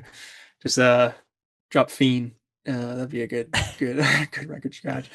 It is pretty lit that the first face we see in Christopher Nolan's The Odyssey is Travis Scott. Yeah, which I was taken aback by, but he's good. Good opening and closer, that guy. Yeah, I don't know. I feel like if he went a little bit even crazy dark with the sirens, of like having it be his whole family like screaming, you know, because they're dying and stuff, like go darker with it, other than just like something that reminds you of, you know, you would prefer that was the horror scene rather than, I don't know, more horror. Because like I don't know, it can't be every trial is like pure horror. I like that one as, but it's the Odyssey. Ethereal. Yeah, true. What's the trial though? It's just they didn't tell him he had to tie himself up, did they? Zeus was like, tie yourself. Well, that's showing his kind of again, his pride, his like belief that like, oh, I have to experience this. I have to be the one who knows. I can't just like, I can't do this without hearing them. I have to hear them. And where's that get him in the end? A lot of ego. He does end up back home, but with his entire fucking crew dead. So Apollo's sheep, they eat those too. Yeah, it's not good. the sun god's cattle. It was like weirdly, I think, a pretty comedic moment. Yeah, the sheep was the Cyclops. Come on, man. Sheep are Cyclops. Cattle are Apollo. Same difference. Once they get to that island, I really like that setting too, where it's like, you know, the waves are always coming in. They literally the wind never stops. They can never leave. And then they're just stuck here with these items, you know, that they want to eat so badly. Hungry as hell. Yeah, the prophecy is saying they can't. But I think it's just like a weird moment that I found comedic, like when Damon does stumble upon them eating it. It's like they don't even feel or even look guilty. They were more just like, oh, I'm sorry you found out. They're not sorry that they're eating. They're just sorry that Damon kind of saw them do it more than anything else. So I thought that was an interesting take on that part of the story. But yeah, I think obviously that's just an overall overarching theme too, of, you know, always going to be consequences for your actions. But his crew didn't really do that much. I mean, his crew were awful fucking people. Like, they're the ones who were really showing up and plundering and killing everyone. And like, yes, he's the leader of them, but it is interesting to kind of see them turn against him and kind of do their own thing. Like, they are like vile men. Something this movie doesn't address. They're probably fucking raping people and doing, like, you know, these are awful soldiers. Well, do you think Odysseus is different? No, we know what he's doing with Calypso on that fucking island, even if we're not seeing it. They don't show it for some reason. Yeah, I thought that was weird. Because it's a fucking Nolan thing. It's surprising. You know, Oppenheimer was his most like sexy movie. This one is very sexless. There's violence, but it's also bloodless. Like those are probably my two biggest critiques of like this. It doesn't really have like any sex or romance. Not that like it needs a ton of it, and it doesn't have really like any like actual like gore or blood to the action. It's kind of just like fake people fighting, which like I think you could make this hit a lot harder, you know, but that's just not who Nolan is as a filmmaker. Now that you say that too, there's not a ton of blood, which is kind of weird. Other than there's a little bit of blood on the sword when the one guy gets stabbed inside the Trojan horse and they wipe it off, which is a funny detail. A lot of sound effects, a lot of you know, swords going through people, but a quick cut slashes. But I mean, there's some romance just in the Anne Hathaway Odysseus, but we never really see it on but screen. it's a whole movie about them being apart. Right. Other than, like I said, the horny moment with him A little bit of shooting the arrow flashback through the axes. and yeah, when he puts that arrow through her axes. And it is she just likes more that, so yeah. like with their story, because I mean that is the side of the movie, obviously. You know, back in town, you know, with Hathaway, with Holland, with When Leguizamo. they have to make you believe that, like, and it's the toughest task of the Odyssey, of the story, of like, why would Penelope wait for fucking Yeah, 18, 20 years? Like what? And and this movie struggles to kind of like really sell it as a reason. It twists a little bit of like, you know, she is sitting on the throne. Like she sees herself as a leader. She doesn't really need a Yeah. man. Why does she need a husband? Like she's not going to remarry. But in reality, she probably would remarry. Probably most people would just be like, I'm going to move on with my life. I'm not going to wait for this sorry sack to fucking finally get home. And it doesn't really compel you to be like, they were so in love that she would wait. It's kind of the weakest part to me. I think they do show a pretty strong connection off the bat. But like you said, I think it is more layered of a decision to not remarry, more from a power move, you know, like you said, of not wanting to give up, you know, kind of this additional role that'll give her a lot less power in a sense, and just a lot more maneuvering space going forward for her and her son. So um, I think there was he had some like Game of Thrones aspects a little bit on that side of the table versus, you know, Odysseus is more just, you know, passion and more and those themes. But I honestly thought like the when Tom Holland does leave and go and talks to John Bernthal, I thought those conversations were maybe the best stuff with Tom Holland. I know that him and John Bernthal too go way back, kind of just in their personal lives. So it's cool to see them, you know, be able to team up in a Nolan movie. Personally and professionally. Yeah, true. Shout out Punisher. So it was cool to see those scenes, and I guess the stuff with Robert Pattinson as well. We haven't talked about a ton, but I mean he's having a ton of fun. I mean another guy who just, along with My Benny favorite Safdie, performance. yeah, he's having a hell of a year. Excited as well for the Dateline movie, whatever it's Prime called. time. Prime time. I saw that Tony Revolori is playing a pedophile in it. So seems like great casting all around, but he's having a hell of a year. I think this is just a role that he's just chewing up. You know, he's got the one-liners you remember. He's just a smarmy, like kind of arrogant asshole. And he's got his boys behind him. Somebody backing him get up. these beggars out of here. He's great, and I think he's a great villain. And you know the ending scene when Odysseus does show up, you know, The spears. Somebody get the Yeah. spears.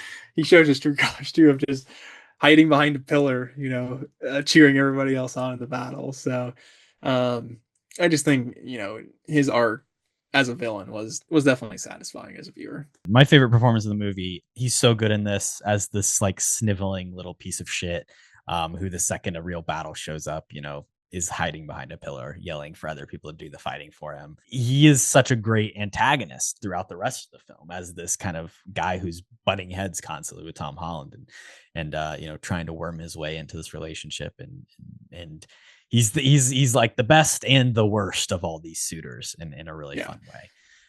He's maneuvering well in the social politics. I feel like, you know, he has his followers for sure. Obviously, they battle for him, but you know, he does make kind of interesting arguments to Penelope. Of, you know, this is basically what, you know, Odysseus wanted. You know, this is why he left me here. Right, and that's the thing. He's kind of always been manipulating because it goes all the way back to getting fucking Elliot Page to go to war for him and like trading off his lot. He was supposed to be there. But that's why he is. I love that moment too. When I don't even know if I said this at the bat, I might have, but I love that moment when Odysseus returns and he gives back the trinket that belonged to his brother. And you can just see the shift because obviously Pattinson's dogging him of being a beggar or whatever. I think he does genuinely get scared immediately when he sees that. So it's just like it's a great villain because it's somebody on the surface who exudes all this confidence and brutality, but underneath it's like the pussiest character of all time. So I think that's just a great combo. Let's just run through the whole cast list in case there's anybody we haven't. Oh my gosh, there's so many. Yeah. Damon as Odysseus, very good in this, very skinny cut. The muscles look good. True. Great leading performance. I'm glad he got his moment after a couple supporting for Nolan. Does he get a nomination? Yes or no? Oh, for sure. Yeah, no doubt. Okay. All right. He's great. Tom Holland is Telemachus. Getting a lot of hate, and not my favorite actor by any means. There's a reason I think he's going to probably do 2 or 3 more Spider-Man movies before he retires, because the kid maybe doesn't have anything else going for him. But I do think a lot of the things that kind of hold him back as an actor fit this character and fit this role well. So it works for me in the greater story. I can see why people have complaints. I'm saying no nomination, but I'll let you have your Tom Holland opinions. I'd say definitely. I'd be completely and utterly shocked if he got a nomination, but I don't think he's bad by any means. Like you said, I think he is well cast for the role. I think a lot of other people, could have done it pretty similarly, and we'd probably say the same things. But I think it's a little bit just the accent too. He does struggle. I think he did nail a little bit more of the New York stuff in Spider-Man finally. But him and Pattinson both, can be a little bit on and off with their accents. I think Pattinson is a bit more of a master in that category, which is his acting pedigree. And Tom, he's a pretty young guy. He's about our age, so he's still got some growth as an actor. I think he could get better in dramatic roles. But I think right now he's just he's an action kind of comedy guy. So, but yeah, I would say maybe my least favorite performance. Yeah, stick to the Uncharted's. That brings up an interesting point. Before we continue through the cast list, we should talk about like the accents. I do not care about this whatsoever, but it's another one of those like things that people are all mad about, like with the historical accents. Like, right? Why are they all talking in American accents? Why do they have Tom Holland? Well, it's like, what do you want? Do you want them to speak ancient fucking Greek? Because that doesn't make any sense, and that's not going to happen. Do you want them to all speak in British accents? Because what does that make any sense? Like, just because Nolan has a British accent, and like you've got this is an American movie for an American audience, and you know what? It just works, and sure that maybe that's a very like Western centric point of view, American cinema, nationalism, propaganda. We're the best. We're the center of the world thinking, but like. It's just not that big of a deal. As long as it's consistent through the whole movie, I don't really give a shit what they're doing. No, I agree too. And I think that was always going to be the way it was going to be made. I feel like you said, if it's an American movie, I don't know what other logic there is other than do that. But maybe just cast an American instead of Tom Holland. Maybe, I don't know. I'm not gonna diss Nolan because Holland says he prefers to do American accents when he's acting because he's right. Sure. Help separate me from my original self. That's fair. He's a good guy, so it's probably hard for him to get into some of these characters. The backtracking there. He's a good guy. He is a good guy actually, but I think he would tell you too, like dramas. I don't know. I haven't seen The Impossible. I haven't seen a lot of his other stuff like Cherry or. He's gonna be Fred Astaire. That's gonna be the question. He can dance. He can dance. So it's a big test. I think sticking to his strengths is a good thing going forward, and a dancing musical I think does fit to his strengths. So I don't think he would be good in the drama in Rob Pat's role. So it's just you got to pick what you're good at, and I think it was a good role for him. But again, just with the caliber of actors in this movie, we can keep running through them, but it's just like anybody will be in this movie for 2 seconds just because it's Nolan. So the fact that you even got, asked and cast in the movie is an achievement in itself. Speaking of the rest of those actors, Anne Hathaway herself having the hugest year. So far, she's got 3 of her 5 movies out. We still have Verity in Zvokel Street, which will be out very shortly. She also has a baby on the way. So really kind of doing it all in the year 2026. Good in this movie. Again, a Nolan wife, one of the better ones. I think she is very solid in this. She learned how to weave with one of those looms. Nice. It's awesome. A nomination? I think it's iffy. Best actress, best supporting actress. Does she really have a scene that stands out, that you can put on the Oscar reel? I don't know. I don't know if she does. For a Nolan movie, yeah, like I said earlier, I think maybe it's one of his best female characters. Blunt did get the nom for him. He got her over the line, of course. for that wife in Oppenheimer. Oh yeah. Oppie. Yeah, well, everybody's great in Oppenheimer. Mrs. But I mean, Oppenheimer. I don't know if Oppenheimer She didn't passed shake that the man's Bechdel hand. test. She did not. She did not shake Agamemnon's hand. I don't know if this movie did either. I think Mia Goth and Hathaway do have conversations. But aren't they about men? Right. Are they about Odysseus or Rob Pat? Or Tom Holland? Probably. What's his And name? I don't know what Mia Goth's name is. I know she Telemachus? does have a name, but Telemachus? that is also I do like Tom Holland's name a lot. Telemachus. That's great. But yeah, That's a good one. and Hathaway, it's really solid. It is her year. I think maybe the next two that come out might be the biggest of the year. Although Devil Wear Prada's 2 was massive. I just haven't seen yet. But the next two are both kind of weird, interesting stuff. So I don't know if weird is the right way to describe Verity. I Definitely. think Into Vogue Shriek's going to be a bomb, but I think Verity will be a hit. I don't know, dude. It's dinosaurs, bro. People go crazy. Yeah. For that shit. So yeah. And it's got who else? Kenobi. Oh, Ewan. Yeah, Ewan. I mean, it's a good cast. So we'll see. Director But of It Follows. nice. I haven't seen that either. But I think Verity might be the most, other than this, financially successful, just with the past with Hoover movies. So yeah, she's having a great year. And Hartnett, our guy, he's back. Is he? Yeah. I don't know anything about that movie. I thought it was her and somebody else, right? Dakota Johnson. Yeah, Dakota Johnson. There you go. Seems like a Dakota Johnson movie. That's my take on it. Yeah, I mean probably. Robert Pattinson playing Antinous. Like I said, my favorite.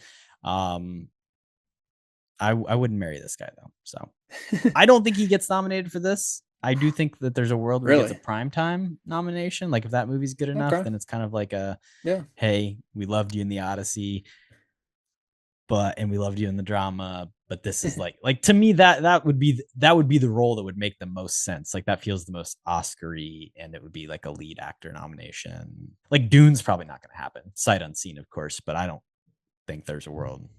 Maybe, yeah. I'm not sure.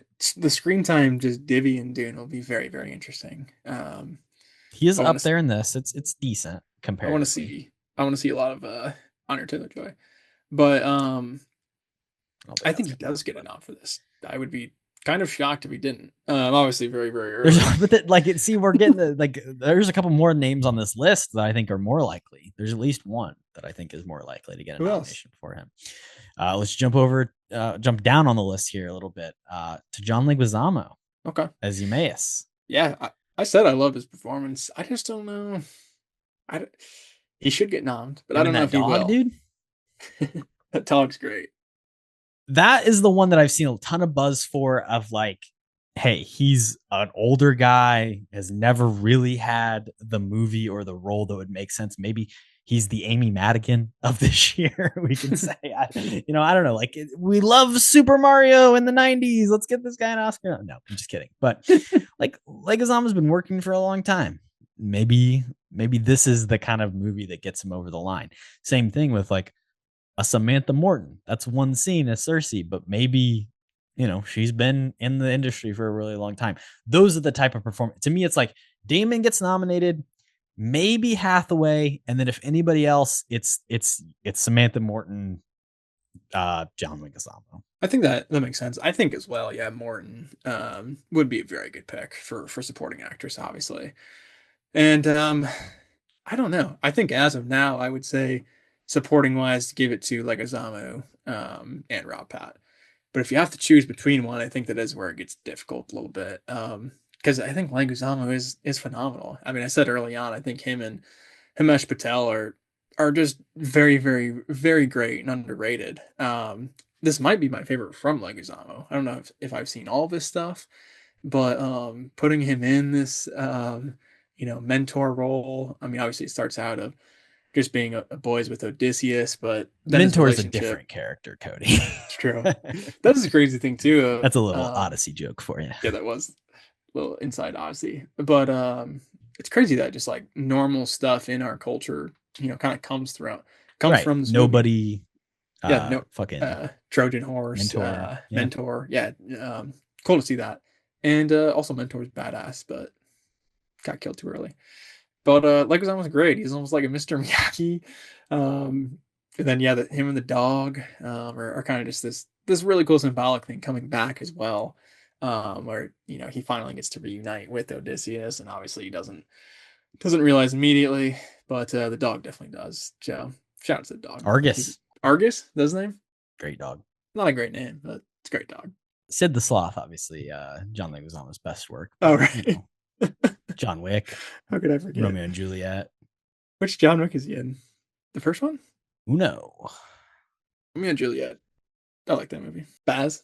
Spawn. I haven't seen that. RCR has talked about that, and Jeff, I think, hates Leguizamo just because of Spawn. So I need to catch up on that. It's pretty heinous shit. It's a lot of farting.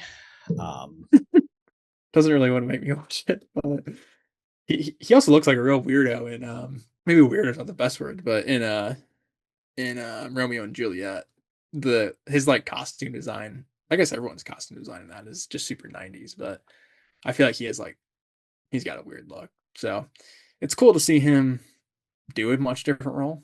I'm gonna share my screen just very quickly and show you what John Leguizamo looks like in the film Spawn. He's not Spawn. Oh my god! No, he plays Violator. What am I even looking at? What's wrong with it? Oh, is it like no, I don't know what it is. He's a clown man. Okay, he's a clown. What's up with his hair? Well, he looks like Krusty the Clown. As a man who has lost his hair, I can say sometimes you just deal with some certain things. Sometimes it doesn't grow in certain places, Cody. It doesn't even look like this him, this is what he. Well, it's a lot of prosthetics. This is I mean, it is like I 100% understand why Jeff and anybody hates this character in this movie and performance, but like it's kind of impressive what he's doing. Like there is something to kind of appreciate about what like Leguizamo is pulling off in this film, and like he is wearing prosthetics and doing like physical comedy bits and like I said, like farting and yelling and cursing. One of the better parts of that movie, I'd say. It's definitely not the fucking video game CGI monster at the end. Definitely better than that. Lupita Nyong'o actually plays 2 roles in this film. Yes. We mentioned as Helena Troy, but she also plays her twin sister, the wife of Agamemnon, who does the killing that we mentioned. So really good casting. I mean, she doesn't have a lot to say. Obviously, she's there in the Bernthal scenes and then she's there in the killing, but solid. And again, I'd fight a war. Yeah. Limited screen time, but no, I completely echo that too. Of anybody arguing with that casting clearly is just not seen Lupita Nyong'o, so you're clueless. But yeah, maybe could use more screen time, but again, perfect casting for what they needed. Zendaya, we've talked about as Athena, or maybe just as a young girl. Who knows? But right, really good stuff. She's awesome. Yeah, I mean, and she probably doesn't get talked about enough too. Of she's kind of the new franchise queen. She's Zoe Saldana 2.0. She really can't do any wrong. It seems like so. Awesome to see her keep going. Excited for Dune 3. But yeah, I mean, she's definitely trajected, far past superstardom, I think. So it's cool to see her working with Nolan. Where does she go from here? I don't know. It's her first movie with Nolan, right? So a lot of these people obviously have been in Nolan movies. Pattinson and Himesh were both in Tenet. You've got the run back of Damon and Hathaway and Elliot Page, of course. And there are some new faces here that it'll be fun to see if he's going to continue to utilize them. I think Denis was she going to play Cleopatra for Denis? Am I making this up? Is that a real thing? I'm not sure. That would make sense. That'd be really good. I think there was reports. I mean, again, who knows what Denis is actually going to do next? Because he could do anything he wants. Probably. Literally. Yeah. But I would love to see maybe just split up her and Lupito, pick one of them to star in a Denis movie and the other one to star in a Nolan movie and just go from there. Because I feel like both of them can springboard, into protagonist or antagonistic roles very easily. So would love to see them work with Nolan and Denis again for sure. And who else he really needs to recruit for his next project if she's got time for not playing Clea or whatever in the MCU. Let's get Charlize Theron, who plays of course Calypso in this film, in the next Nolan movie as well. Good in this, kind of like a weird twist on the Calypso thing, I think, a little bit. It would be more interesting to kind of see them actually have like a relationship rather than just only existing on like the end of it as she's kind of finally telling him the truth. But she's good, and again, limited screen time as you have mentioned. We need to counter on how many times that's been said this episode, but no, I agree. I think that she was solid. It's funny too, Clea and Calypso kind of sound similar, so I didn't realize that. But yeah, I mean, just her character not fleshed out a ton. Like you said, I mean, kind of the timeline of how long he's been there is a big reveal, but we don't really see any of that time there. We see the bare minimum. And they Like, combine the lotus flower thing, like that's supposed to be a separate Odyssey thought section, so. and they Okay. make that into him. It's kind of like She there's feeds it to him. too many elements. We need to push a couple Yeah. together. But it does. I think it does come under 3 hours. I think it was like 250 Just or barely. something like that. Yeah. So props just for that alone. But I thought that was still effective. I mean, it's a really cool thing, just like story wise, that they do is, they weave in and out of the story of people telling the story of when they were there. So, obviously a lot that we get from, him and Charlize is him remembering, the Trojan War and him remembering. But you also get like Bernthal's perspective of it, and the Yeah. the story. Yeah, you get alternatives as well from other people. So, but I think that's the best part of her is when he's having those revelations about what happened to his men, and does he even want to go home because of his self-conscious in the war and stuff like that. So there was some stuff with her that I liked, but yeah, just not utilized to her ability really. yeah, for sure. And then Bernthal, as I just mentioned, Menelaus, Helen's husband, King of Sparta, the guy that Holland goes to, as you mentioned. That's a really fun scene, and it is like the most like palace intrigue kind of Game of Thrones feeling stuff, where it's like, oh, he's off on this journey, and is he going to get attacked and double crossed? And they obviously have the scene in the temple where they literally do get attacked, and that's a fun like little fight sequence thing. But I think Bernthal is solid in this. He shaved the head. The man's got incredible locks, and he buzzed it all off, and he has the beard, and let me tell you something about Odysseus. So I was gonna say, let me tell you something. Love Bernthal, good guy. I don't. Yeah, Punisher's kind of whatever for me, but he's good in this movie. He's actually really good, I think, in Spider-Man. And yeah, I think his one scene with Tom Holland, like I mentioned, I did like that as well. So kind of just another guy who I would not have expected to be in a Nolan movie. So a fun inclusion. But yeah, I thought he was good. Bill Earlin does play the Cyclops technically. Right. Tars, classic player. Get your guys back, Nolan. Honestly, like I said, put Bill Earlin in every single movie, and Nolan, he might do it. So respect. Hamish Chappelle plays Hercules. I can't fucking say this. I don't know how to say that dude's name, but kind of the right hand man on the boat. Really fun in this. In the scenes where it's the actual journey, he's basically the second lead of all those. So really cool. Star of Yesterday getting some play. Yeah, and Star of Tenet too, which he's really good at.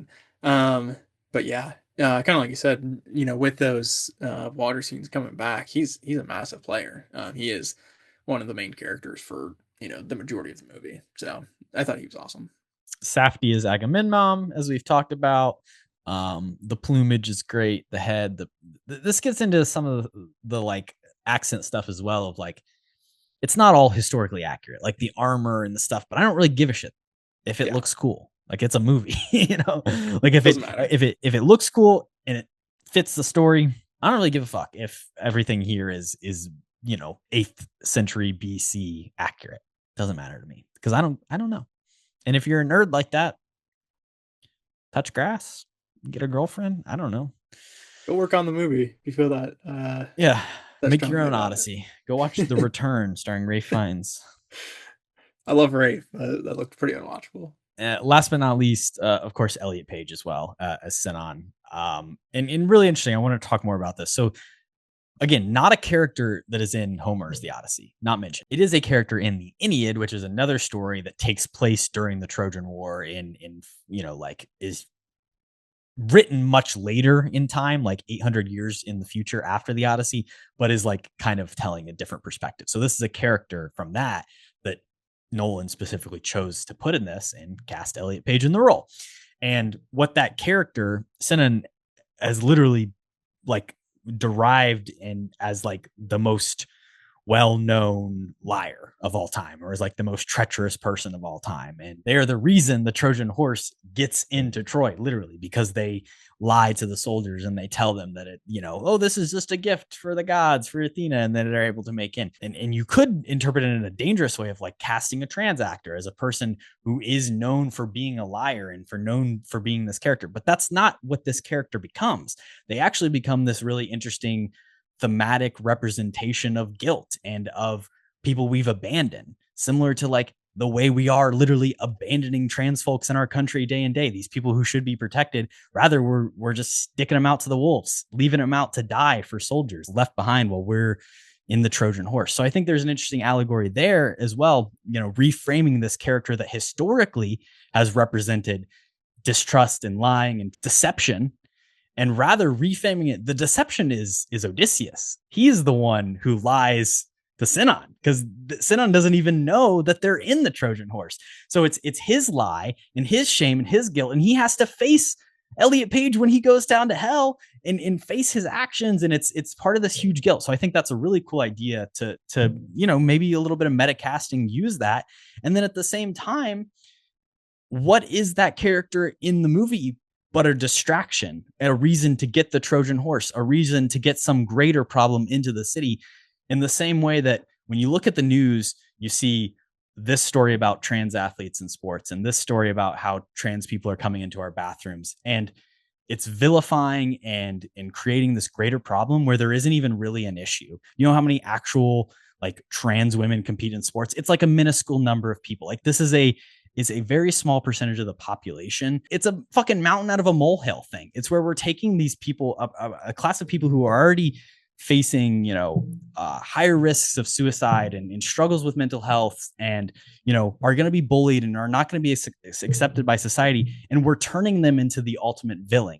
And we're using that as a distraction, as something to get mad at, as the media and a society to pit each other against each other, while Republicans can actually go into Congress and fucking take away real rights, dismantle our healthcare, fuck up our taxes, destroy social, like do all these other things, literally Trojan horse all these awful ideas and hide them behind, hey, Sophie Cunningham. It's funny because it is kind of woke, but not in the way that anybody who hasn't seen the movie wants to talk about. It is like progressive in this idea of like the way our society does treat trans people, in the way that all these things, anybody in the LGBT community is used as a distraction for the real awful things that are happening. Wouldn't you rather think about this rather than the way that our government is funding a genocide overseas? Like it's flashing lights in front of your face. It's interesting. Honestly, too, I muted Trump on Twitter like 6 months ago, but every single one of his speeches or tweets at the end was, we brought the economy back. No trans in sports. We kicked them all out. Like I said, I feel like it is almost used as a calling card to disguise, all the actual policies and stuff. Well, and to really just like actually just be hateful towards women at the end of the day. Like, no, it is 100%. It's like disguised as we're going to protect women by really like just fucking up women's sports and like having to have our hands in this shit and like creating controversies around like people who are biologically, like when you do this, like you just create this like unsafe space for everybody, and it's awful. But yeah, no, I agree. 100% Fuck everything you said. I do love as well what Nolan did with this character though, because I wasn't aware of that. Was kind of the backstory in the Iliad, so I love that. I feel like the casting had to do something with that as well, of making the character, the opposite of that, of almost the pure good. Of the person who, Odysseus, was sacrificed to, break the Zeus's and wasn't even supposed to be there. Fucking Rob Pat tricked them into like even worse. They did it for their family, so they're for his dad would have money. Because it's the kid of the shepherd. It's it's a layered character, and I do like that change a lot with it, with the casting. So that is a cool detail I didn't realize. Any other characters, any other actors we haven't mentioned? I mean, like there's, like Corey Hawkins is in this movie. There's so many like he's big good parts. It's a lot of people. I want to say Mia Goth. I mean, like Right, Mia she's Goth, such a talented actress servant in girl. just a nothing role. So I want to see her back with Nolan in a bigger one. And then a random guy as well. I want to shout out. It is that scene where they attack. Rob Pat hires this guy to attack Tom Holland in the catacombs wherever they're at. It's that guy. His name is Brian Vernal, but I like recognize him mid movie. Speaking of The Force Awakens, he's the guy in The Force Awakens. If you remember the Rathtar scene with Han, and they're on the ship, and these guys pull up, and they're like, "Oh, Han Solo, you double crossed us." It's that guy who's also in this movie, which is fun, and he was also in Dunkirk too, so he's a Nolan guy. But he just Obviously that's politic, dude. yeah, I know politique, politic. but he just got a really hateable face and super punchable. So I thought that casting was great too. Of like this guy is just he's even more of a snivelly prick than Rob Pat. He's like been the established as the biggest one ever. This guy does his Right, dirty and work. he's like dressed in the priest robes. Yeah, Fuck that guy. like he's doing it in the most dirty way possible too. So shout out to that guy, Brian Vernal. Just a guy I didn't know his name, but saw his face and recognized him, and I thought he had a fun tiny little supporting role. And he did take down Mentor as well. I think that's when Mentor died. So he's got some power to him. I think Mentor is played by some guy. Big Viking. I thought he was Charlie Yeah. Hunnam. He looks like Charlie Hunnam, but he's not. I don't know who he is. Ryan Hurst is the actor. And he's in Sons of Anarchy, Remember the Titans. Oh, that's right. He's in The Walking Dead. Who's he in God of Remember War the Titans? guy. I think he's the guy. He played like the original God of War in the TV show they're making, and then he got hurt, and then now maybe Dave Bautista is gonna replace him. Oh, okay, Dave. I see you. In the film Remember the Titans, he plays Jerry Bertier. Jerry. I don't know. Jerry with a G. Was he the other coach? No, he's one of the players. Okay. Probably just with Gosling somewhere. Hopefully he's not racist. I don't remember. I don't know. I'm seeing some pictures, and I would say if just looking at this guy's face, I don't it's not a good bet. That's funny. Yeah. Well, maybe he's in the hospital at one point in the film. I've never seen Remember the Titans, to be honest. I've seen it once recently. The person who was in the hospital was the other D end, who was basically the main character, him and this other kid. Well, I think that's him, Jerry. Who are we talking about? Brian Mentor. Oh, Mentor. Let me go look at him. Damn, bro. But he has a Mentor's been in huge some beard roles. and long hair. So back then he looked different. There's no way I was going to recognize him. 26 years ago. Yeah, there's no way. That's cool. Shout out Mentor. He's in Rango too. Never seen it. I guess just to double down on what's that creature's name? Scylla. Scylla, yeah. I thought the one thing I did, well, there was a couple things. And Scylla. Charybdis is the whirlpool. Gotcha. I like the whirlpool, especially the look of that. I was gonna say too, like you said, I mean that's maybe one of the bigger CGI effects in the movie, but like he built a fucking black hole. So it's like, oh, a whirlpool, that's easy work for this guy. So I thought that looked really good. And then yeah, I think from a visual standpoint, the Scylla scene is maybe the weakest part for me. Again, I do need to rewatch it. I've only seen it once, but I think maybe that was just a little bit jarring too, because I'm sure this is part of it a little bit, but it is camouflaged a little bit just into the mountain, like the monsters themselves. They're not visually like standing out from the rock. So I think maybe that hindered, just my visual experience with it. But yeah, I didn't realize too that they did practically pull them away. So I mean, from a filmmaking standpoint, I feel like there's not a ton else that you could do other than maybe change the grading so it does stand out, a little bit from the background. But we got to get a little bit nitpicky here, and that's probably my biggest one, I guess. Yeah, I agree. That was the scene then where I was like, that just kind of looks bad. Like, that's such a rare occurrence. But in the whole scheme of things, like, I'm kind of okay with it looking a little bit bad. It's funny because I thought it looked worse, and maybe this is also a thing for you being in Dolby, having seen this movie. I thought it looked worse when I saw it on film versus when I just saw it like in a regular digital theater and the whole image was kind of more compressed together. I think it's more obvious when it's like, okay, this is composited onto the original when you're like seeing it in a better format. The same thing with when they go to Cersei's island and you're like, oh, here's a lion and here's a tiger. Like when I saw that on 70 mil, that part looked really bad because it was like this was clearly shot with a different camera than the super high quality IMAX camera. Like, it doesn't matter. The fidelity is just never going to match. And then when I saw it digitally, I was like, okay, this is all kind of being compressed down to the same level. It looks a little bit cleaner. So when you're watching it on your fucking laptop at home in 6 months, nobody's going to give a shit probably about the Scylla, but it is almost the detriment of like, you see this on the biggest, best screen, you're going to notice the flaws more. Yeah, that's a great point. It's kind of like those are the two biggest, uses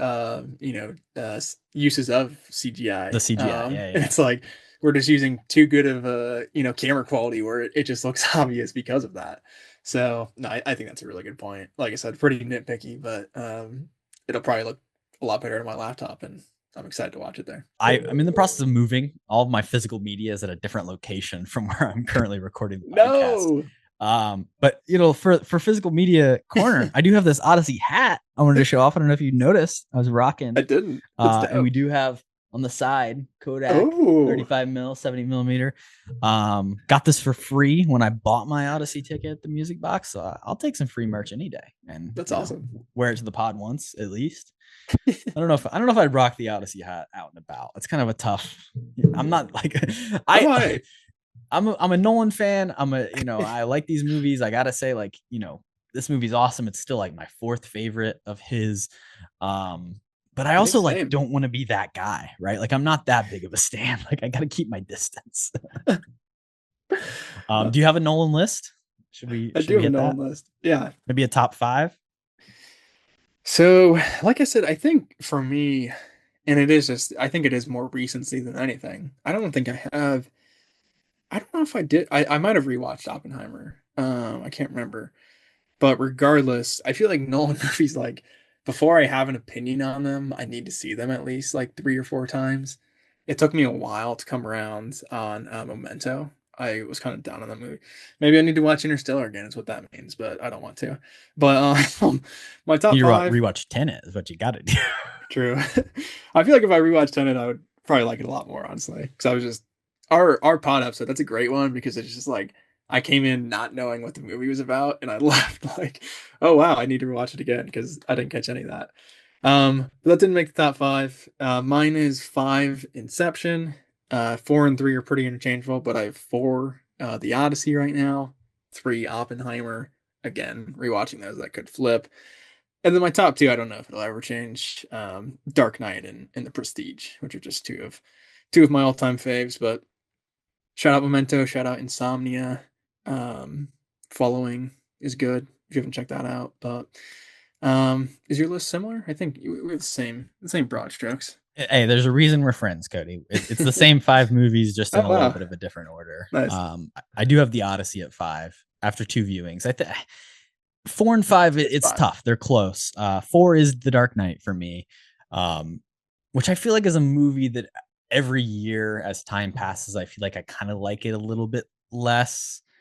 I don't know. I saw it in theaters like 2 years ago on film, and it really does hold up, but kind of in my memory, I feel like it fades. That third act, I struggle. Harvey Dent, I don't know. Hated. Oppenheimer at 3, which I just do really love. I have seen that movie 5 times since it came out. I think all in theaters. Yeah. Wow. So shout out to that. Like 4 times IMAX 70 mil. I got my money. It's good. That's for sure. It's worth it. Yeah. The Prestige at 2. Yep. And then Inception is my 1. So good list. Great minds think alike. Yeah. Well, what do you think he's going to do next? Where does he go from here? I don't know. Does he have anything, in the work? I mean, it's like we talk about him and Denis a lot. I feel like they're Will you be 30 years old when the next Nolan film comes out? Probably. Oh, wow. I'm starting to think, you're making me feel old now. I know. Like I've started at that point where it's like, when the X-Men movie comes out, probably be 30 when fucking we get a Batman 2. We'll see if that ever, well, I think both those are coming next out. Tom Holland Spider-Man. It took 5 years for 2028 Spider-Man. 2028 we'll see X-Men. And but yeah, another Nolan movie. I mean, I don't know. I think after this, I don't know if we will see X-Men in 2028. Maybe. I think that's when they haven't slated. announced. I think that Ghost Rider and something else is slated right now for 28. Maybe Secret Wars. I thought it was I thought it was I just think Secret Wars was is Ghost Rider. 4. No, it was Black Panther 3. That was the other one. Yeah, so I think we're not getting X-Men until 29.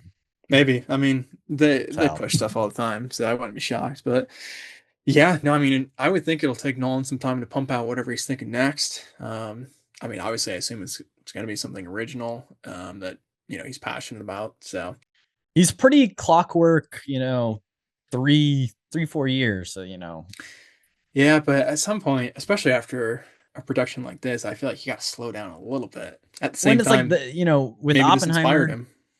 True. Maybe he's got and he can literally do anything he wants. So it's like, cash in. So. But yeah, Oppenheimer, it's like that was a long movie process. Then you had the entire press tour. Like you have basically a year of campaigning and then going on to win Best Picture, and then you jump straight into this movie, and then it's the same thing. Like he's gonna be doing interviews and appearing from now until March of next year. So, it's a grind. I'm sure he's got ideas percolating, but he'll probably take a little bit of a break, I imagine.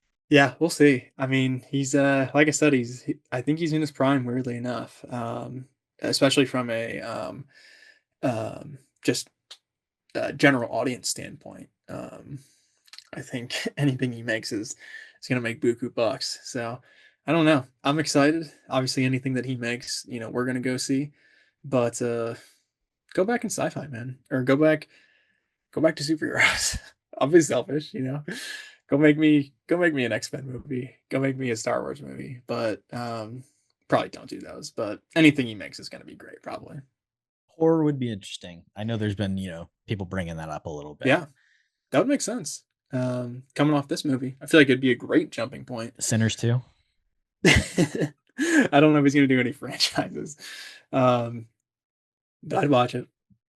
I'd probably want Coogler. I mean, Coogler's doing that, isn't he already? So it's like, yeah. I mean, one day I'm sure that there's a sci-fi novel or something out there for Nolan waiting. There's I agree, plenty of material sitting, or maybe he'll do another just like epic story. Anything he wants. Where's Gilgamesh at? Not the guy from Egypt. Give us a Keeley story now. Since everybody wants it. Right, and then actually cast Elliot Page this time. Yeah, fuck you guys. That'd be perfect. Well, this has been a fun one. It's been, been a couple weeks. I think Supergirl killed us from potting. Is that what happened? We can't talk about that. But no, I'm just kidding. I've been busy moving and such, and we hit 200 subscribers on the page since our last episode, and excited to do Spider-Man and Dune and everything else that's going to come out the rest of the year. The Purge sex movie, maybe we'll talk about that. Who knows? Actually, that'd be a great pairing. So yeah. Stay tuned. We're gonna have some fun here for sure. Stay capping. Stay capping. Thanks. Make it home to your wife. Don't take a detour. Don't eat the lotus flower. Go home. Or maybe do. What you've just said is one of the most insanely idiotic things I have ever heard. At no point in your rambling, incoherent response were you even close to anything that could be considered a rational thought. Everyone in this room is now dumber for having listened to it.